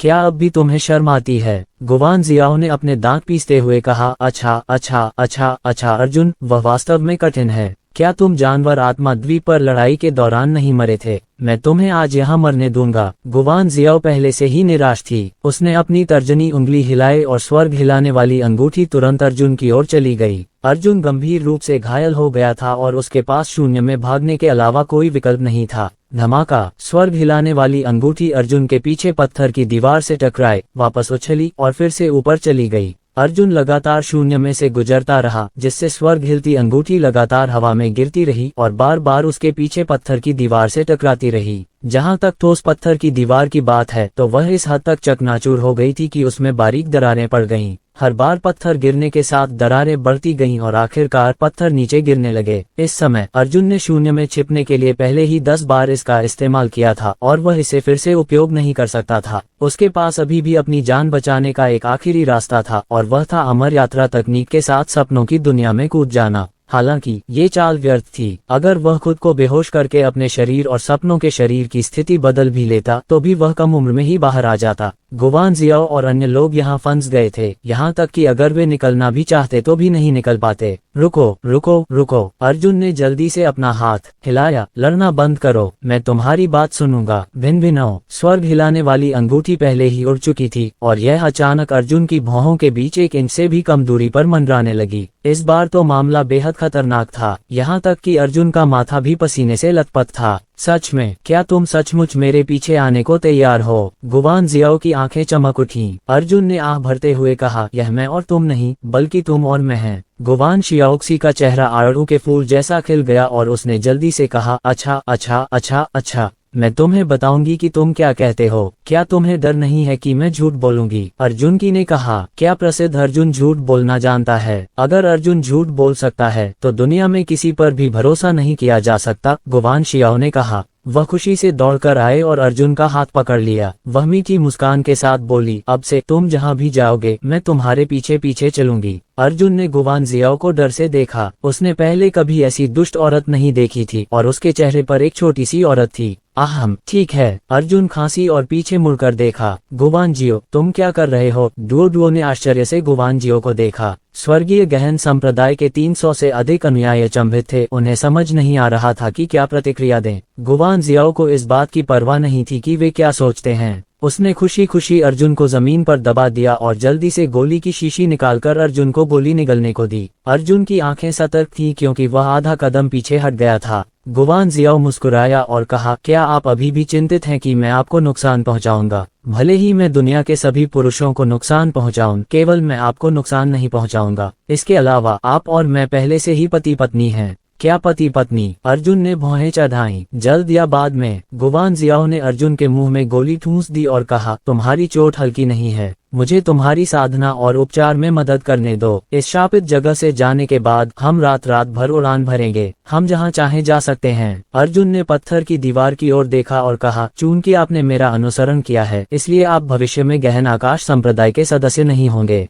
मैं समझ गया। गुवान जियाओ ने मधुरता से सिर हिलाया। वह खड़ी हुई और गहन आकाश संप्रदाय के शिष्यों की ओर मुड़ी। उसी क्षण उसके चेहरे की मुस्कान तुरंत गायब हो गई। उसकी आंखें ठंडी और क्रूर थीं। उसने अचानक अपनी तर्जनी उंगली हिलाई और स्वर्ग को हिलाने वाली अंगूठी गहन आकाश संप्रदाय के शिष्यों की ओर उड़ गई। गुवान जियाओ, तुम क्या कर रहे हो? डोडो इतना डर गया कि उसकी रूह कांप गई। वह पलटा और भाग गया। भिन भिनो। स्वर्ग हिलाने वाली अंगूठी ने तुरंत डोडो को मांस के पेस्ट में बदल दिया। इसके तुरंत बाद डुओ के शरीर से स्वर्ग हिलाने वाली अंगूठी निकली और एक दूसरे व्यक्ति के शरीर पर जा गिरी। वह व्यक्ति भी धमाके के साथ फट गया, जबकि स्वर्ग हिलाने वाली अंगूठी एक तीसरे व्यक्ति पर जा गिरी, चौथे व्यक्ति पर, 10वें व्यक्ति पर, 100वें व्यक्ति पर। स्वर्गीय गहन संप्रदाय के 300 से ज्यादा अनुयायी प्राकृतिक बाधाओं की तरह थे। जब स्वर्ग कांपने वाला छल्ला एक व्यक्ति पर पड़ता तो वह दूसरे की ओर उछलता। पलक झपकते ही घनी भीड़ के भीतर से लगातार 300 से अधिक बार भयानक लपटें निकलीं। स्वर्गीय गहन संप्रदाय के सभी शिष्य एक सांस भी जीवित नहीं रह सके। एकदम साफ। ये दृश्य देखकर अर्जुन का चेहरा पीला पड़ गया। ठंडा पसीना बहता रहा। दुष्ट। अर्जुन ने इतनी दुष्ट औरत पहले कभी नहीं देखी थी। उसका स्वभाव परिवर्तनशील था और जब उसने कहा कि वह अपना चेहरा खो देगी तो वह एक पल भी नहीं रुकी। अतीत में वह अभी भी एक टीम की साथी थी, लेकिन अगले ही पल वह नरसंहार शुरू करने में सक्षम हो जाएगी। गुवान जियाओ ने मुड़कर अर्जुन को खुशी से देखा। देखो, मुझे पता है कि तुम्हें मेरा लोगों को खाना पसंद नहीं है, इसलिए मैंने उन्हें मारने के लिए हेवन शेकिंग रिंग का इस्तेमाल किया। अर्जुन हक्का बक्का रह गया और गुवान जियाओ को घूरने लगा। गुवान जियाओ उसके पास गया और उसका हाथ पकड़ लिया तथा उसके चेहरे पर हल्के से चुंबन किया। अर्जुन की पूरी गर्दन अकड़ गई। उसे बस यही लग रहा था कि इस औरत को तो बस एक चुंबन से ही जहर हो जाएगा। अर्जुन ने मुंह में लार भर ली। उसने अनजाने में पलटकर पूछा, तुम मुझे क्यों पसंद करती हो? गुवान जियाओ ने कहा, दुनिया में कौन सी महिला ऐसे नायक को पसंद नहीं करती जो स्वर्ग और पृथ्वी पर ऊंचा खड़ा हो? अर्जुन ने कहा, मुझे सचमुच नहीं पता था कि तुम्हारे जैसी दुष्ट और दुष्ट महिला वास्तव में नायकों से प्यार करती है। ये देखकर कि अर्जुन उससे बात कर रही थी, गुवान जियाओ ने सोचा कि अर्जुन उसे चिढ़ा रही है, इसलिए वह अपने दिल में खुश हुई और बोली, क्या कुछ अजीब है।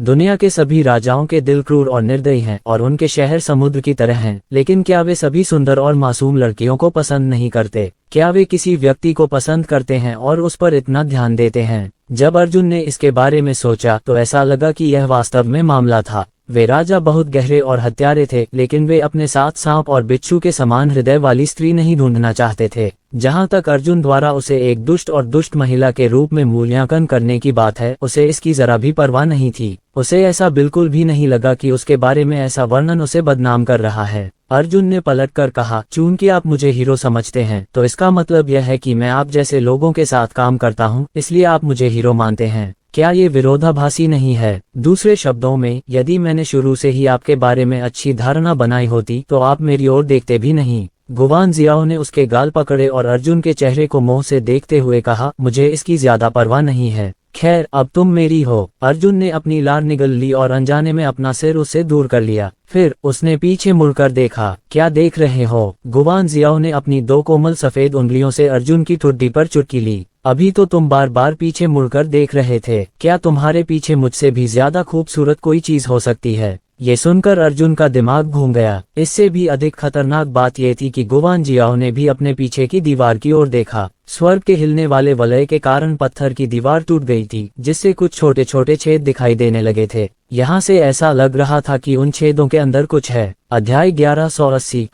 गुवान जियाओ दंग रह गया। उस दीवार के पीछे अर्जुन हर काम में माहिर था, लेकिन झूठ बोलने में उसे कोई महारत हासिल नहीं थी। उसके हाव भाव तुरंत अस्वाभाविक हो गए। उसने झट से गुवान जियाओ का हाथ पकड़ लिया और बोला, देखने को कुछ भी नहीं है, कुछ गड़बड़ है, मुझे छोड़ दो। गुवान जियाओ ने अर्जुन का हाथ झटक दिया। उसने आश्चर्य और अनिश्चितता से अर्जुन के हाव भाव देखे और फिर पत्थर की दीवार की ओर देखा। वह कैसी औरत थी? अर्जुन अपने चेहरे पर आए इस छोटे से बदलाव से उसकी नजरों से कैसे बच सकती थी? उसने फिर से दीवार की ओर देखा और पाया कि छोटे छोटे छेदों में कुछ धुंधले शब्द लिखे हुए थे। तुम। गुवान जियाओ उछलकर दूर चला गया और अर्जुन की नाक की ओर इशारा करते हुए गुस्से से बोला, तुम मुझसे झूठ बोल रहे हो। तुमने जानबूझकर समय रोका है, तुम बहुत ज्यादा सोचते हो। अर्जुन ने अपना सिर हिलाया। मैं तुम्हें पसंद करता हूँ, लेकिन क्या तुम मुझे बेवकूफ समझते हो? गुवान जियाओ गुस्से से हंसा। ऐसा कहते हुए उसने अपनी तर्जनी उंगली हिलाई और स्वर्ग हिलाने वाली अंगूठी फिर से पत्थर की दीवार से टकराई और ये लगातार 1 दर्जन से अधिक बार टकराए। इस समय पत्थर की दीवार पर लगे सभी पत्थर गिर गए।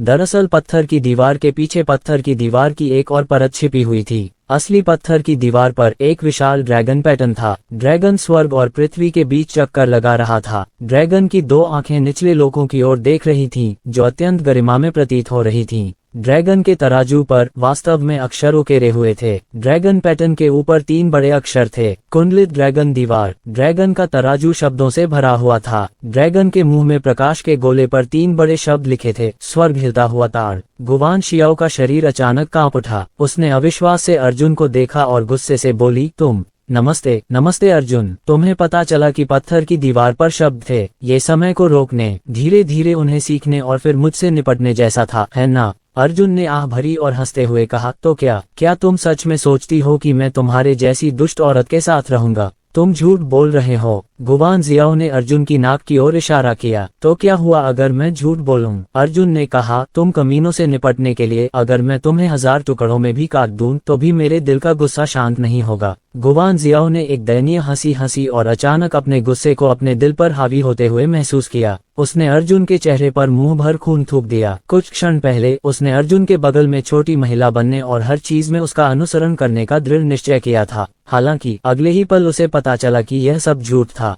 ऐसा लगा जैसे उसका दिल अचानक बादलों से जमीन पर गिर पड़ा हो और टुकड़े टुकड़े हो गया हो। मैं तुम्हें मार डालूंगी, तुम कृतघ्न कमीने। अपने दांत पीसते हुए गुवान जियाओ उछल पड़ी और अर्जुन के माथे पर एक स्वर्ग हिलाने वाली अंगूठी दे मारी। उसी हाथ को काटो जो खिलाता है। अर्जुन ने उसका हाथ हिलाया और राक्षस भूत राजा की मुहर छोड़ते हुए चिल्लाया, तुम्हारे मन में मेरे प्रति कितनी दया और धार्मिकता है। राक्षस भूत राजा मुहर से अचानक एक प्रकाश ढाल फैल गई और अर्जुन के चारों ओर लिपट गई। प्रकाश ढाल गोलाकार थी और इसका व्यास 10 मीटर था। जब प्रकाश ढाल प्रकट हुई तो उसने न केवल स्वर्ग हिलाने वाली अंगूठी को दूर फेंक दिया बल्कि गुवान जियाओ को भी उड़ा दिया। अर्जुन तुरंत पत्थर की दीवार पर मार्शल कौशल सीखने के लिए पालथी मारकर बैठ गया। इस युद्ध कौशल को स्वर्ग हिलाने वाली हथेली कहा जाता है। इसका मूल सरल नहीं होना चाहिए। चूंकि यह पत्थर की दीवार पर लिखा गया था, इसलिए इसका कोई अज्ञात कारण अवश्य होगा। गुवान जियाओ तो पहले से ही गुस्से में थी, मानो पागल हो गई हो। उसने हेवन शेकिंग रिंग का इस्तेमाल करके ढाल को जोर से तोड़ दिया। वह पूरी तरह से जानलेवा मुद्रा में थी, एक के बाद एक प्रहार और मार रही थी। हालांकि स्वर्ग हिलाने वाली अंगूठी राक्षस भूत राजा की मुहर को तोड़ने में असमर्थ थी। अंत में गुवान जियाओ वास्तव में चिल्लाया और आगे बढ़ा, अपने नंगे हाथों से प्रकाश ढाल को खरोंचने लगा, जैसे कि वह गुस्से से पागल हो गया हो। अर्जुन ने उसकी बात अनसुनी कर दी और स्वर्ग हिलाने वाले ताड़ के मंत्र को पढ़ना जारी रखा। जितना अधिक वह इसे देखता, उतना ही अधिक भयभीत महसूस करता। इस तकनीक की कठिनाई अत्यंत दुर्लभ थी। अर्जुन ने मोटे तौर पर अनुमान लगाया था कि अन्य मार्शल आर्ट तकनीकों को पत्थर के स्तंभों के माध्यम से क्यों पारित किया जाना चाहिए, लेकिन स्वर्ग हिलाने वाली हथेली को शब्दों का उपयोग करना पड़ा। ये कुछ ऐसा होना चाहिए जिससे सोआरिंग ड्रैगन संप्रदाय बचने की पूरी कोशिश कर रहा था। हालांकि मंत्र के नीचे दिए गए परिचय से सब कुछ स्पष्ट हो गया। उत्तराधिकार पाने के लिए उत्तराधिकार का होना आवश्यक था। एक व्यक्ति मार्शल तकनीकों और तकनीकों का एक सेट का अभ्यास करने के बाद ही एक स्तंभ पर अपनी अंतर्दृष्टि संग्रहित कर सकता है, दूसरों द्वारा उन्हें विरासत में प्राप्त करने की प्रतीक्षा कर सकता है। हालांकि कुछ मार्शल आर्ट तकनीकें ऐसी थीं जिन्हें कोई भी नहीं सीख सकता था, जैसे कि हेवन शेकिंग पाम। अर्जुन ने स्वर्ग हिलाने वाली हथेली की विशिष्ट स्थिति को देखना और समझना जारी रखा। स्वर्ग हिलाने वाली हथेली और स्वर्ग हिलाने वाली अंगूठी वास्तव में मार्शल कौशल थे, लेकिन वे बिल्कुल समान नहीं थे। उड़ते हुए ड्रैगन संप्रदाय में अधिकांश उच्च स्तरीय युद्ध कौशल अन्य संप्रदायों से चुराए गए थे,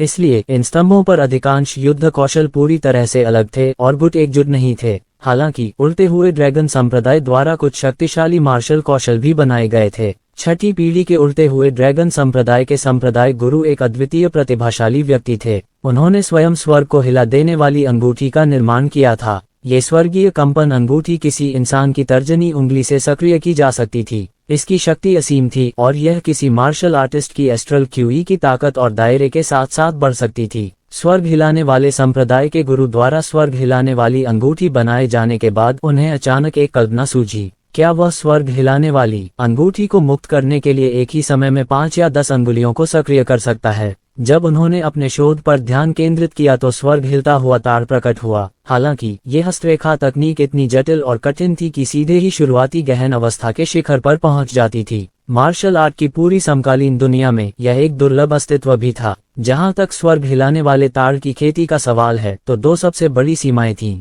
प्रथम, मार्शल आर्ट प्रतिभा। क्योंकि स्वर्ग हिलाने वाली हथेली एक शुरुआती गहन ग्रेड मार्शल कौशल था, इसे सीखने से पहले एक मार्शल कलाकार की प्रतिभा को एक भयानक स्तर तक पहुंचने की आवश्यकता थी। दूसरे, उन्होंने अपना डिपक क्यूई जारी किया। जब कोई मार्शल आर्टिस्ट अपनी डिपक क्यूई को रिलीज करता है और पूरे मन से एक हेवन शेकिंग रिंग को नियंत्रित करता है तो ये पहले से ही बहुत मुश्किल होता है। अगर वह उनमें से 10 को नियंत्रित करना चाहे तो यह और भी असंभव हो जाएगा। क्योंकि हेवन शेकिंग रिंग को मार्शल कलाकार के दायरे के अनुसार उठाया गया था, इसलिए मार्शल कलाकार को अपना दायरा बढ़ाने के बाद दूसरी हेवन शेकिंग रिंग जारी करने की कोई आवश्यकता नहीं थी। ऐसा इसलिए था क्योंकि एक मार्शल कलाकार के दायरे के साथ स्वर्ग हिलाने वाली अंगूठी की खपत धीरे धीरे बढ़ जाती थी। अभिलेखों के अनुसार स्वर्गीय आत्मा संप्रदाय के गुरु के पास 4 स्वर्गीय आध्यात्मिक मेरिडियन थे, इसलिए उन्होंने अपनी जन्मजात प्रतिभा पर काबू पा लिया था और स्वर्ग हिलाने वाली हथेली सीख ली थी। हालांकि उसके पास एक ही क्षेत्र में एस्ट्रल क्यूई को जारी करने की गति नहीं थी जो एक सामान्य व्यक्ति से कहीं अधिक थी।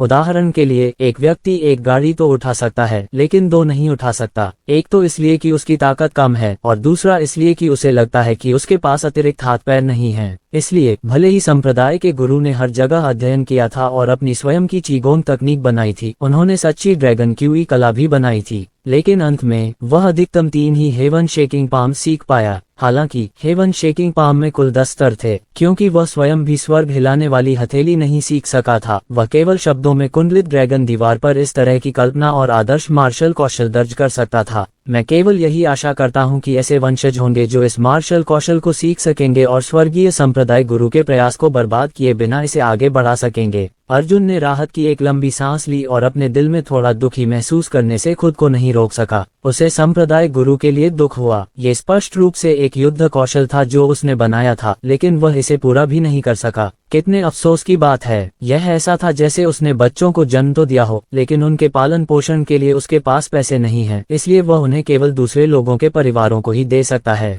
सोआरिंग ड्रैगन संप्रदाय की शैली के अनुसार जब तक उनके पास कोई अन्य विकल्प न हो, वे अपने मार्शल कौशल को बाहरी लोगों को नहीं सौंपते थे, भले ही उन्हें पीट पीट कर मार दिया जाए। ये देखा जा सकता था कि इस मामले ने स्वर्गीय प्रतिभा संप्रदाय के गुरु को किस हद तक मजबूर कर दिया था।